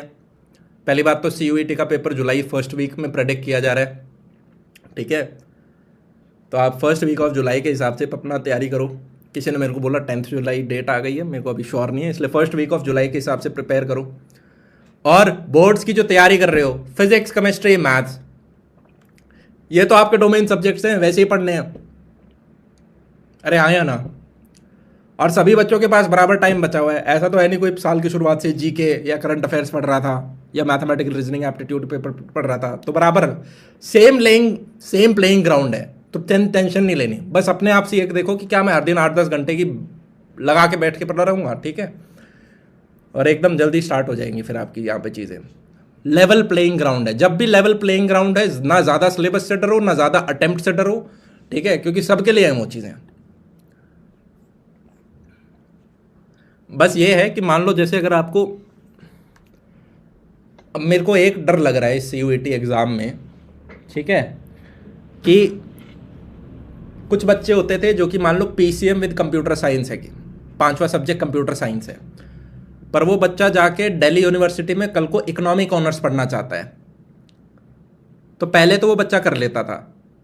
मैक्स टू मैक्स अगर आप स्ट्रीम चेंज भी करते थे, अगर एक साइंस का बच्चा है ना, तो वो भी आर्ट्स वाले सब्जेक्ट पकड़ सकता था, बस उसको 2.5% का नुकसान होता था, उसके 2.5% डिडक्ट कर दिए जाते थे जो कट ऑफ लिस्ट होती थी। मान लो किसी के 98% आए हैं, साइंस का बच्चा है, और उसको for some reason pol science करनी है, बैचलर BA करनी है पॉल साइंस के अंदर, वो UPSC की तैयारी कर रहा है for example, optional subject pol science है उसका, तो उस बच्चे के 98% नहीं माने जाते थे, 2.5% कम कर देते थे, उसको एज अ 95.5% का हिसाब से कट ऑफ में मिलता था।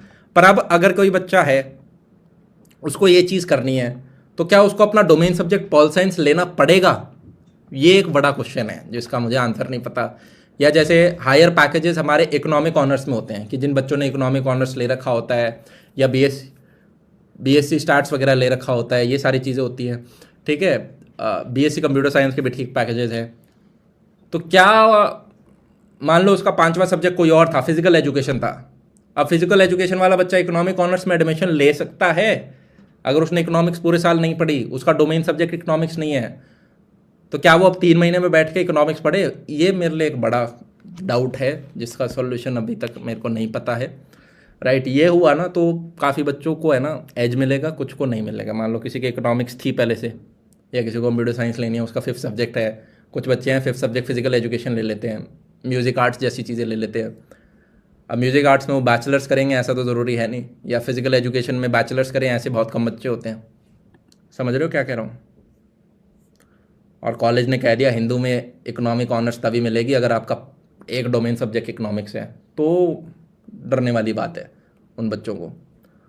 तब भाई हमें उन 2-3 महीने में बैठ के इकोनॉमिक्स पढ़नी पड़ेगी, ठीक है।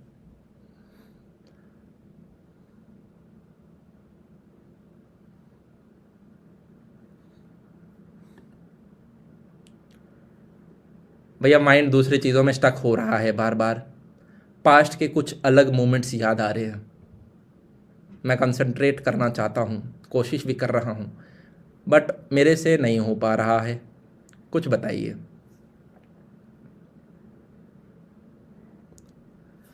मेरे को एक बार किसी ने बताया था, जैसे मान लो मेरे हाथ पे चोट लग रखी है, ठीक है, आपके भी हाथ पे कोई घाव है पुराना, पास्ट क्या है, मेरा कोई पुराना कोई घाव है, और उसको मैं बार बार ऐसे यूं करता रहूँ, हाथ रगड़ता रहूँ, शर्ट उसके ऊपर करता रहूँ, क्या होगा? वो घाव कभी ठीक ही नहीं होगा।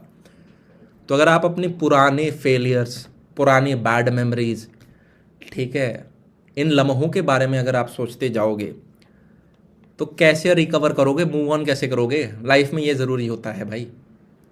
तो आप क्या कर सकते हो, यूजुअली मैं जो चीज़ रिकमेंड करता हूँ, थोड़ा बहुत आप अपना फिजिकल एक्टिविटी बढ़ाओ, दिन में 15-20 मिनट थोड़ी मूवमेंट करनी स्टार्ट करो, बालकनी में खड़े हो, ठीक है, थोड़ा पार्क में 15-20 मिनट, इससे ज़्यादा नहीं, 15 मिनट 20 मिनट, इससे ज़्यादा नहीं, ठीक है, क्योंकि 10-10 मिनट आने जाने में भी लग जाते हैं, तो 40 मिनट से ज़्यादा हमें फिजिकल एक्टिविटी करनी नहीं, टोटल आने जाने का टाइम इंक्लूडेड, ठीक है। और उसके बाद बढ़िया खाना खाओ, बढ़िया 8 घंटे की नींद लो, 6 से 8 घंटे नींद लो अपनी अच्छी, और अपना पढ़ाई करो। लेफ्ट राइट की डिस्ट्रैक्शंस मत देखो, व्हाट्सएप स्टेटस मत देखो लोगों के, इंस्टाग्राम स्टोरी मत देखो, लिंक्डइन मत देखो, वैसे ही आप लिंक्डइन तो शायद यूज़ नहीं करते होगे अभी। This is the only way out. और आप किसी को ये एक्सक्यूजेस बताते रहना, किसी को फर्क नहीं पड़ेगा यार, आबादी बहुत है इस देश की, किसी को फर्क नहीं पड़ता आप क्या एक्सक्यूज बताते हो, भूल भी जाते हैं लोग, इनफैक्ट पिटी करते हैं, ठीक है। आपको लगता है कि कोई सुन रहा है, कोई नहीं सुन रहा।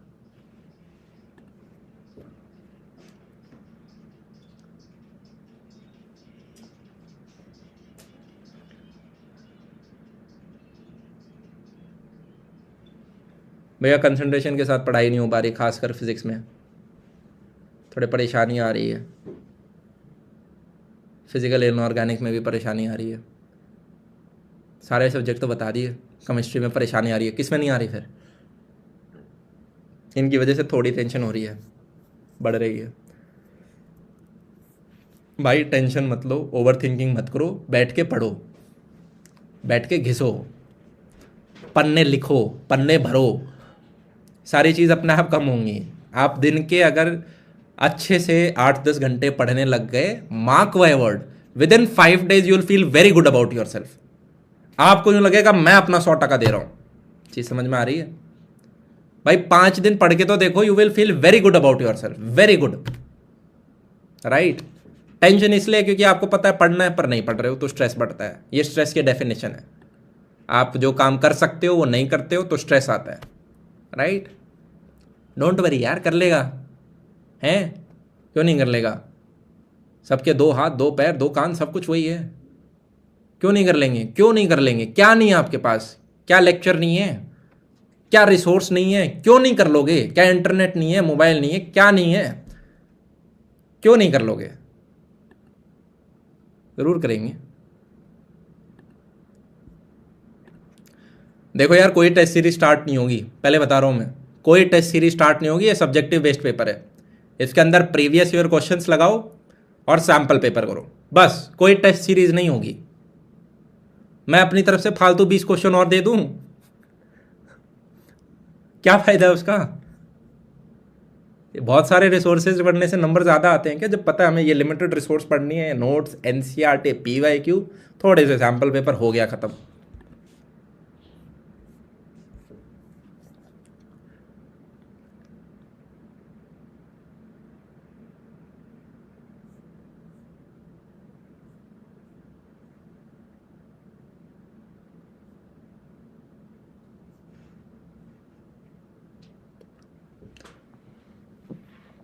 भैया मेरे को जो सब्जेक्ट पढ़ना है वो योद्धा बैच में नहीं है। मतलब आपका कोई 5th सब्जेक्ट है, यूट्यूब पे सर्च करो, मिल जाएगा यार। नहीं तो अपने आस पड़ोस में पर्सनल ट्यूशन लगा लो, थोड़ा महंगा पड़ेगा पर ठीक है, करना ही पड़ेगा। आज से 5 साल पहले सब लोग पर्सनल ट्यूशन ही लगाते थे, ग्रुप्स में पढ़ते थे। हाँ या ना? हाँ या ना? जो आपका स्कूल का टीचर है उसी से पूछ लो, वो अपने घर में ट्यूशन देता है क्या? मान लो अगर ऐसा सब्जेक्ट है तो आपके स्कूल में तो पढ़ाते ही होंगे, उन टीचर से पूछ लो घर में ट्यूशन दोगे क्या? उनके घर में जा जाके ट्रैवल कर करके पूछ सकते हो, पढ़ सकते हो। ऐसे करते हैं बच्चे, सब करते हैं भाई। पहले ऐसे ही होता था, स्कूल के टीचर को पकड़ लेते थे और बोलते थे कि ये वापस पढ़ा दो पर्सनली में। वो अपना पैसा चार्ज कर लेंगे और आप कर लोगे, पढ़ लोगे।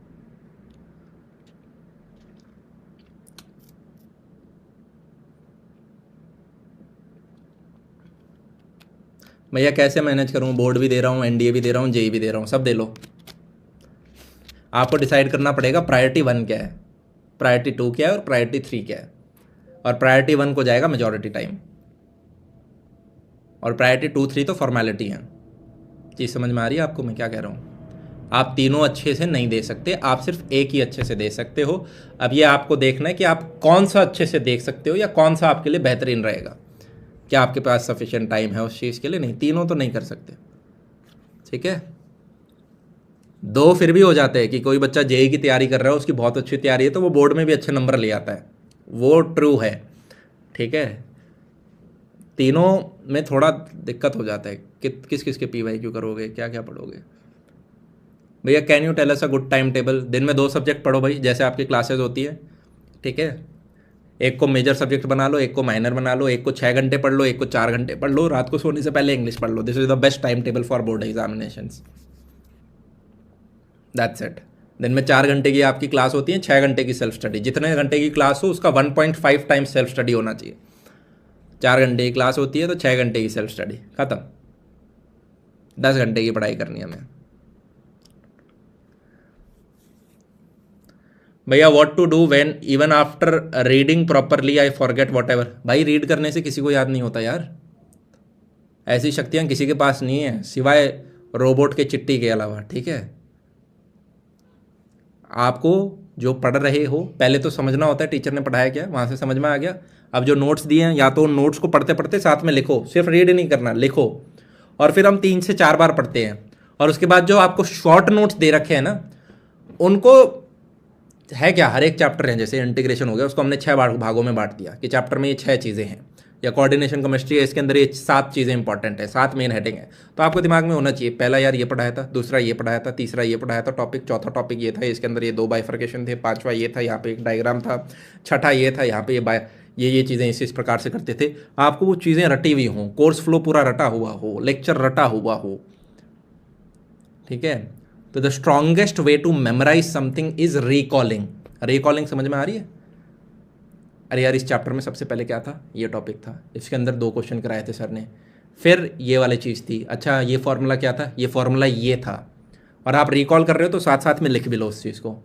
तो जब आप रिकॉल करते हैं वो सबसे अफेक्टिव वे है, पर आप रिकॉल तब कर पाओगे जब आपने एक बार चीज़ समझ ली होगी, समझने के बाद नोट्स को 2-3 बार पढ़ लिया होगा। अब जो आपने पढ़ा है उसको आप रिकॉल कर रहे हो, क्या था भाई सबसे पहले पेज पे, ये चीज़ें थी, अच्छा इसकी वैल्यू क्या थी, इसकी वैल्यू क्या थी, ये 4 वैल्यू मेरे को सीख समझ में आई। Use recall.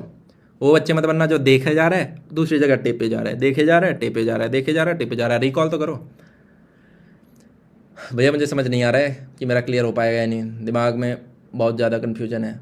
अरे फिर से आप अपना बेस्ट दे दो, फिर क्लियर हो गया तो अच्छा, क्लियर नहीं हुआ तो ये समझ में आ गया कि ज़िंदगी में पढ़ाई से हमारा कुछ नहीं होगा, हमें कुछ और करना पड़ेगा। चीज़ समझ में आई, पर अपना 100% दो, 100% दोगे, गिल्ट नहीं रहेगा। मैं NSUT में BCA करना चाहती हूँ, क्या बिना JEE के मुझे BCA मिल सकता है? और मुझे साइबर सिक्योरिटी में जाने में बहुत इंटरेस्ट है, क्या मुझे उसके लिए सर्टिफिकेशन कोर्स लेना पड़ेगा? साइबर सिक्योरिटी के ऊपर अपना कॉलेज पे हमने एक वीडियो बना रखा है, वो देख सकते हो। NSUT में एडमिशन लेना चाहती हूँ, BCA करना पड़ेगा नहीं है, मुझे चेक करना पड़ेगा। मैं जब तक कॉलेज में था तब तक BCA वहाँ पर नहीं होता था, अभी आया पिछले 1-1.5 साल में, ठीक है। मुझे चेक करना पड़ेगा किस एग्ज़ाम से एडमिशन होता है, सॉरी मुझे इसके बारे में आइडिया नहीं था, पर मैं स्टडी करके इस साल का जो NSUT का वीडियो बनाऊंगा उसमें ये चीज़ें ऐड कर दूंगा। वैसे एक चीज़ बताऊं, लास्ट टाइम मेरी मम्मी है ना मेरे कॉलेज में ऐसी गई थी NSUT में घूमने में, तो एडमिन के ऊपर एक बड़ा सा टीवी है, बहुत बड़ा टीवी जो सब बच्चों को दिखता है, और उसमें कॉलेज ने मेरा ही वीडियो निकाल रखा था जहाँ पे मैं NSUT कॉलेज को रिव्यू कर रहा था। समझ रहे हो? मतलब जिससे जितने भी नए बच्चे आए उनको देखना हो तो उस बड़े से टीवी के ऊपर देख लें। और मैंने उस वीडियो के अंदर एक प्रोफेसर की बुराई भी कर रखी थी, फिर भी वो वहाँ पे चल रहा था, और वो प्रोफेसर कॉलेज का डीन है, मतलब उसके ऊपर कुछ नहीं होता, पर शायद उन्होंने नोटिस नहीं किया होगा।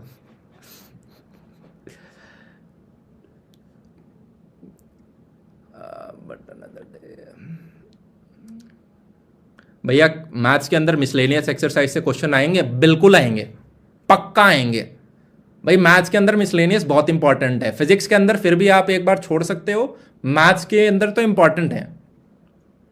फिजिक्स में मैं छोड़ने के लिए तब बोलता हूं अगर आपके पास टाइम नहीं है, आप कुछ ही चीज़ें कर सकते हो, बाकी हम करके जा रहे हो तो उसमें कोई नुकसान नहीं है, ठीक है। पर मैथ्स में तो करनी है। मैथ्स के मिसलेनियस तो आप इतनी बार प्रीवियस ईयर में देखोगे, आते ही आते हैं।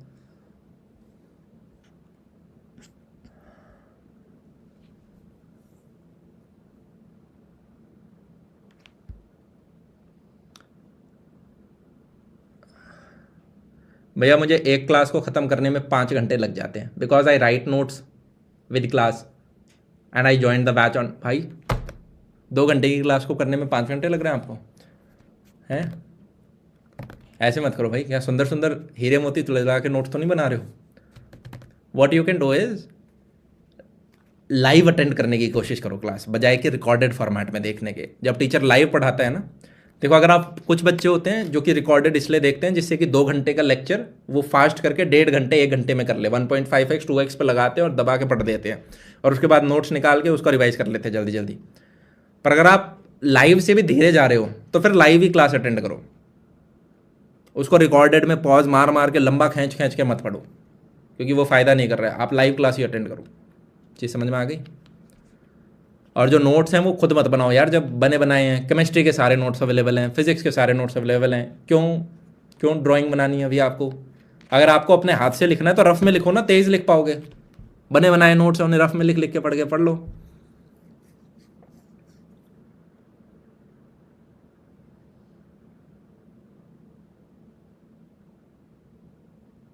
भैया मैंने 11वीं में JEE की प्रिपरेशन छोड़ दी थी, क्या मैं ड्रॉप ईयर लूँ? शुड आई टेक इट और not? From where can I do my BTech? भाई जैसे नंबर आएंगे वहाँ से बीटेक कर सकते हो, अच्छा है तो आईआईटी, नहीं तो एनआईटी, नहीं तो ट्रिपल आईटी, ठीक है, NSIT, DTU, bits Pilani, Jadavpur, ये सारे अच्छे कॉलेजेस हैं। उसके बाद जितने जितने कम नंबर आते जाएंगे उतने उतने और नीचे जाते जाओगे। तो कौन से कॉलेज से एडमिशन करेंगे ये तो आपके नंबर्स के ऊपर डिपेंडेंट होगा, मतलब ठीक है। मैं तो बोल दूंगा आईआईटी बॉम्बे। हाँ, पर आप ड्रॉप ईयर लेके पढ़ सकते हो। काफ़ी बच्चे होते हैं जो 11th-12th में जेई नहीं पढ़ते और ड्रॉप ईयर में पढ़ते हैं, ठीक है। पर यार बहुत ही दबा के मेहनत करनी पड़ेगी, मैं मजाक नहीं कर रहा। ना आप दिवाली की छुट्टी ले सकते हो, ना आप होली की ले सकते हो, ना आप शादी ब्याह में जा सकते हो, ठीक है। बर्थडे भी 2 घंटे में मनाओ अपना। आपको हर दिन कंसिस्टेंटली 8 से 10 घंटे की पढ़ाई करनी ही करनी है। व्हाट्सएप वगैरह भूल जाना सारे, आपके दोस्त कहाँ कॉलेज में पार्टी बना रहे हैं, क्या कर रहे हैं।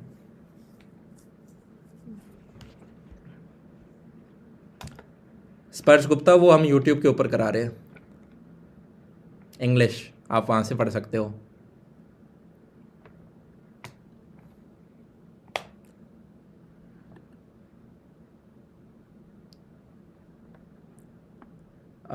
शिवांश, एलपीयू और चितकारा में से चितकारा बेटर रहेगा। एलपीयू मेरे होम टाउन में है, सो ये पॉइंट भी कंक्लूड करके प्लीज़ सजेस्ट करो। सभी तो पंजाब में है, लेफ्ट राइट ही तो है, इतना दूर थोड़ी ना है।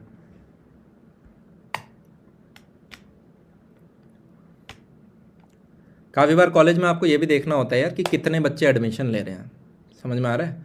मान लो एक कॉलेज में कंप्यूटर साइंस में 1000 बच्चे हैं और एक कॉलेज में कंप्यूटर साइंस में मात्र 400 बच्चे हैं, तो जब प्लेसमेंट हो रही होंगी ना तो नंबर ऑफ़ कंपनीज तो बराबर आ रही हैं, पर एक जगह 1000 बच्चे बैठ रहे हैं, एक जगह 400 बच्चे बैठ रहे हैं, वहाँ कंपटीशन कम हो रहा है। सेम चीज़ एनएसआईटी डीटीयू में डिफरेंस थी आज से कुछ साल पहले।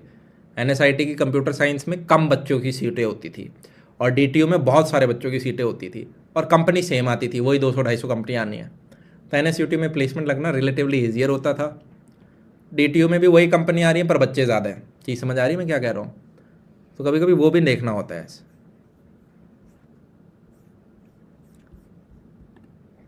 भैया आई लव यू टू। भैया कैमरा बंद है हो, कितनी देर से बंद था। अच्छा यार, आज का जो ये सभा सेशन है, ठीक है, एक्चुअली मुझे यूट्यूब के ऊपर कुछ अपलोड करना है। अब दो चीज़ कर सकते हैं, क्या कर सकते हैं, या तो मैं साथ साथ में अपलोड कर दूं या अभी ख़त्म हम कर दें और नेक्स्ट सेशन के अंदर, है ना। एक सेकंड, ठीक है। और मेरे को बहुत ज़ोर से सुसु भी आ रहा है ठीक है, वो अलग ही दिक्कत चल रही है ज़िंदगी में अरे क्लास ख़त्म हो गई क्या? क्या दिक्कत आ रही है? ये मैं दिख क्यों नहीं रहा इसमें?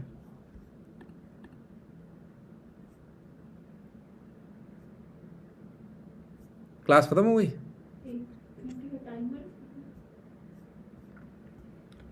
अरे टाइमर कैसे हो सकता है, मैं जब यहाँ बैठा हूँ। एक सेकंड, शायद चल रही है यार। आपके कमेंट्स तो आ रहे हैं। अरे उद्धव मित्तल, इतने सारे तो देखे यार, आपका मिस हो गया क्या यार? बहुत सारे थे, मैं तो कोशिश कर रहा हूँ सबको करने का। कॉमन डाउट्स हैं वो सारे कवर कर रहा हूँ, ठीक है। जो आपके कॉलेज से रिलेटेड है इनके लिए मैं एक्स्ट्रा सेशंस भी लगा लूँगा यार, डर मत। गिनती के 4 का मतलब ये नहीं कि 4 ही सेशन लूँगा, ठीक है। मैं ज़्यादा बैठ जाऊँगा यार, क्यों टेंशन ले रहे हो।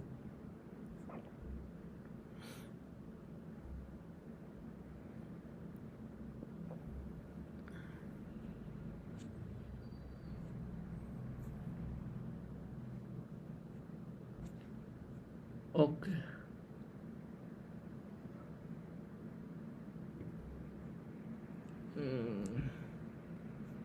ओके भैया, फिजिक्स और math syllabus almost completed but now I have not studied chemistry, how to do. Chemistry पे ज़्यादा समय लगाओ, अपना मेजर सब्जेक्ट बना दो अगले 15 दिन के लिए उसे। फिजिक्स मैथ्स को अपने माइनर बना लो, जिन्हें आप बार बार पलट पलट के रिवाइज करते रहो, या अपना 5th जो सब्जेक्ट है उसको साथ में पढ़ते रहो। केमिस्ट्री को अपना मेजर सब्जेक्ट बना दो अगले 15 दिन के लिए, और उसमें काफ़ी अच्छा फील आप करोगे। सारे लेक्चर्स हैं, अपलोडेड है, बढ़िया तरीके से पांडे सर ने पढ़ा रखा है, दवा दवा के पढ़ लो। और केमिस्ट्री के नोट्स तो फिजिक्स से भी बेटर है। नोट्स घोट के पी जाओ, घोट के पी जाओ जैसे कहते हैं, ठीक है। एनसीईआरटी पढ़ने की जरूरत नहीं पड़ेगी, हाँ सॉल्व एग्जाम्पल्स करना, राइट। मतलब केमिस्ट्री के नोट्स इतने अच्छे हैं, एक सेकंड के लिए एनसीईआरटी छोड़ भी दोगे ना, सॉल्व एग्जाम्पल्स, तब भी आप फुल के करीब ला सकते हो। पर मैं फिर भी बस एक एक्स्ट्रा सेफ्टी लेयर के लिए मैं आपको कह रहा हूँ केमिस्ट्री के सॉल्व एग्जाम्पल्स कर लेना, ठीक है। बैक एक्सरसाइज क्वेश्चंस कर लेना समय हो तो। दीपचंदा यू ऑल, आयुषी देख लिया आपके कमेंट, यही लिख रखा था मेरा कमेंट को, देखो बीटेक सीएससी के लिए ट्रिपल आईटीज और एनआईटीज बेस्ट कौन से हैं। ट्रिपल आईटीज में यार बहुत ज़्यादा पढ़ाई होती है, रिसर्च ओरिएंटेड होते हैं, फीस भी ज़्यादा होती है, स्पेशली अगर आप प्राइवेट वाले में चले जाओगे। सेंटर वाले में थोड़ी फीस ठीक है फिर भी। एनआईटीज़ के अंदर क्या है, थोड़ी कॉलेज लाइफ ज़्यादा है, वही सेम कंपनीज आती हैं। अगर आप ऊपर की 6-7 एनआईटीज़ में चले जाओ या ऊपर के 4-5 ट्रिपल आईटीज़ में चले जाओ, सेम कंपनी आती हैं, सिमिलर पैकेजेस हैं कंप्यूटर साइंस के अंदर। पर अगर आप वो बच्चे हो जिसको पता नहीं है कि यार कॉलेज लाइफ इंजॉय करना चाहते हो, खाली टाइम ज़्यादा चाहते हो, सस्ते में कॉलेज डिग्री करना चाहते हो, एनआईटीज़ आर बेस्ट। इतना समय मिल जाएगा कि आप यूपीएससी की तैयारी भी साथ में कर सकते हो। पर अगर आपका डिफाइंड है कि नहीं भाई मेरे को तो ट्रिपल आईटीज़ से करना है, क्यों, क्योंकि वहाँ पे टीचर्स अच्छे हैं, वहाँ पे रिसर्च अपॉर्चुनिटी ज़्यादा है, तो आप ट्रिपल आईटीज़ को देख सकते हो। पर थोड़ा सा मेहनत, थोड़ा नहीं काफ़ी ज़्यादा कराई जाएगी वहाँ पे, और एनआईटीज़ में कम कराई जाती है, ठीक है।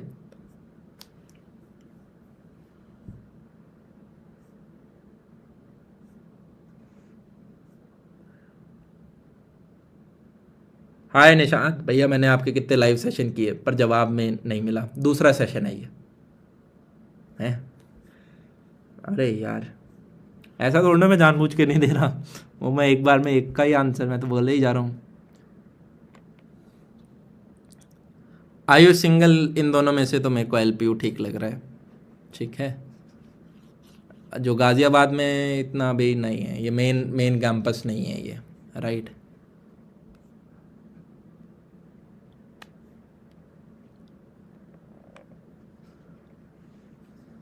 नहीं राहुल शर्मा, ठीक है। एक बच्चा पूछ रहा है सीयूईटी से बीटेक कॉलेजेस में एडमिशन मिलेगा क्या, नहीं, वो जेई मेन से ही हो रहा होगा। अविरल आते हैं, आपके कमेंट भी आते हैं मेरे पास, थोड़े बस कमेंट्स ज़्यादा हैं और कुछ नहीं है।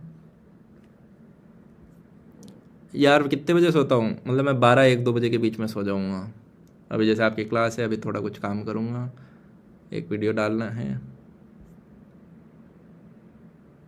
भैया। फ्रीलांसिंग और DTU for BTech, definitely DTU for BTech यार।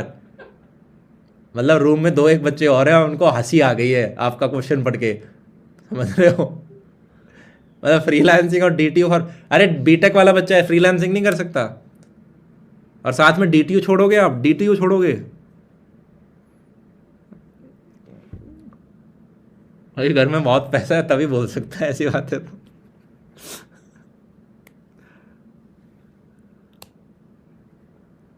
तनिष्क, आईआईटी इंदौर।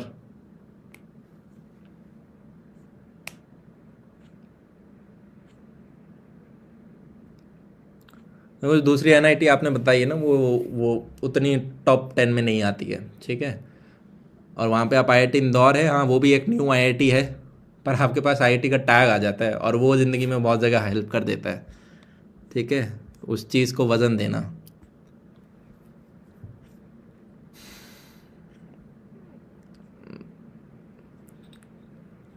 और ऐसा नहीं है मैं आईआईटी वालों को ज़्यादा कर रहा हूँ यार, मैं क्यों करूँगा, ठीक है। पर कुछ चीज़ें फैक्ट्स हैं।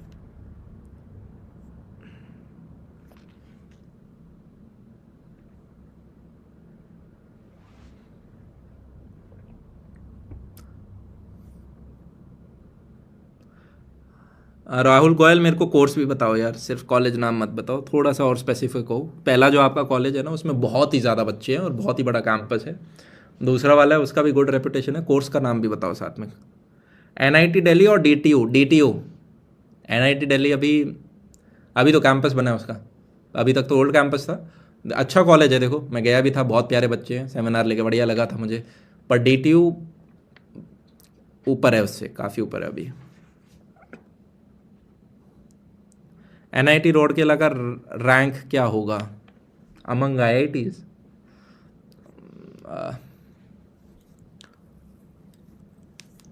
रोड किला यार ऊपर के वही 3-4 के अंदर आता है NITs के अंदर, ठीक है। तो आप ये मान लो ऊपर सबसे पहले आपकी 5-6 ट्रिपल IITs आ गई, और उसके बाद हम NITs देखेंगे। तो आप यूँ बोल सकते हो इंडिया के टॉप 15 इंजीनियरिंग कॉलेजेस में है NIT रोड किला ईजिली ईजिली, ठीक है। क्योंकि बिट्स पिलानी वगैरह ये सब भी है ना, समझ रहे हो, ट्रिपल IIT हैदराबाद वगैरह ये भी हैं, तो 10 तो ऐसे ही हो जाते हैं ठीक है। आप टॉप 15 इंजीनियरिंग कॉलेजेस में बोल सकते हो इसको। यस रचित, चलो ठीक है यार, आज मैं आप सभी लोगों से यहीं पे विदा लेना चाहूँगा, ठीक है। बहुत बढ़िया लगा, आपके काफ़ी सारे बच्चों के मैंने डाउट्स देखे, राइट। फिर से मैं यही बोलना चाहूँगा, ये कॉलेज वाले जो आप पूछ रहे हो सारे डाउट्स, इसके लिए एक एक्स्ट्रा सेशन में लगा दूंगा यार मैं, जहाँ पे ब्रीफ करता हूँ, जिससे आपके सारे कॉलेजेस क्या हैं, किस प्रकार से आपके काफ़ी के डाउट क्लियर हो जाएंगे, राइट। अभी के लिए ओवर थिंकिंग वगैरह क्या करियर करना है उस पर जीरो टाइम लगाओ, जीरो, सारा टाइम अपना पढ़ाई के ऊपर लगाओ। पेपर दे देना, उसके बाद सिर्फ यही सोचना कि करियर में क्या करना है, उससे पहले कुछ नहीं, ठीक है। कोई फालतू किताब नहीं पढ़नी है, NCERT पढ़ो अपना, वीडियो लेक्चर्स देखो, वीडियो लेक्चर्स के बाद नोट्स पढ़ो, नोट्स के बाद अपने NCERT के सॉल्व एग्जाम्पल्स बैक एक्सरसाइज करो, मैथ्स के अंदर मिसलेनियस भी करनी है, और उसके बाद अपना PYQs, ये सारी चीज़ें अपनी करते रहो। और नोट्स को 3 से 4 बार जरूर घोटना है, ये समझ में आ गई। सैम्पल पेपर हम इसलिए करते हैं जिससे हमें पता चल जाए पेपर किस प्रकार का आएगा, हम उससे एलियन ना रहे, और हमें पता हो क्या हम टाइम पे कर पा रहे हैं या नहीं, ठीक है। तो एक बार सारी चीज़ें हो जाती हैं, फिर हम सैम्पल पेपर कर लेते हैं, PYQ उससे पहले अटेम्प्ट करते हैं। तब तक के लिए बाय, टेक केयर, बहुत ही बढ़िया लगा आप सभी लोगों से बात करके, गुड नाइट, ठीक है।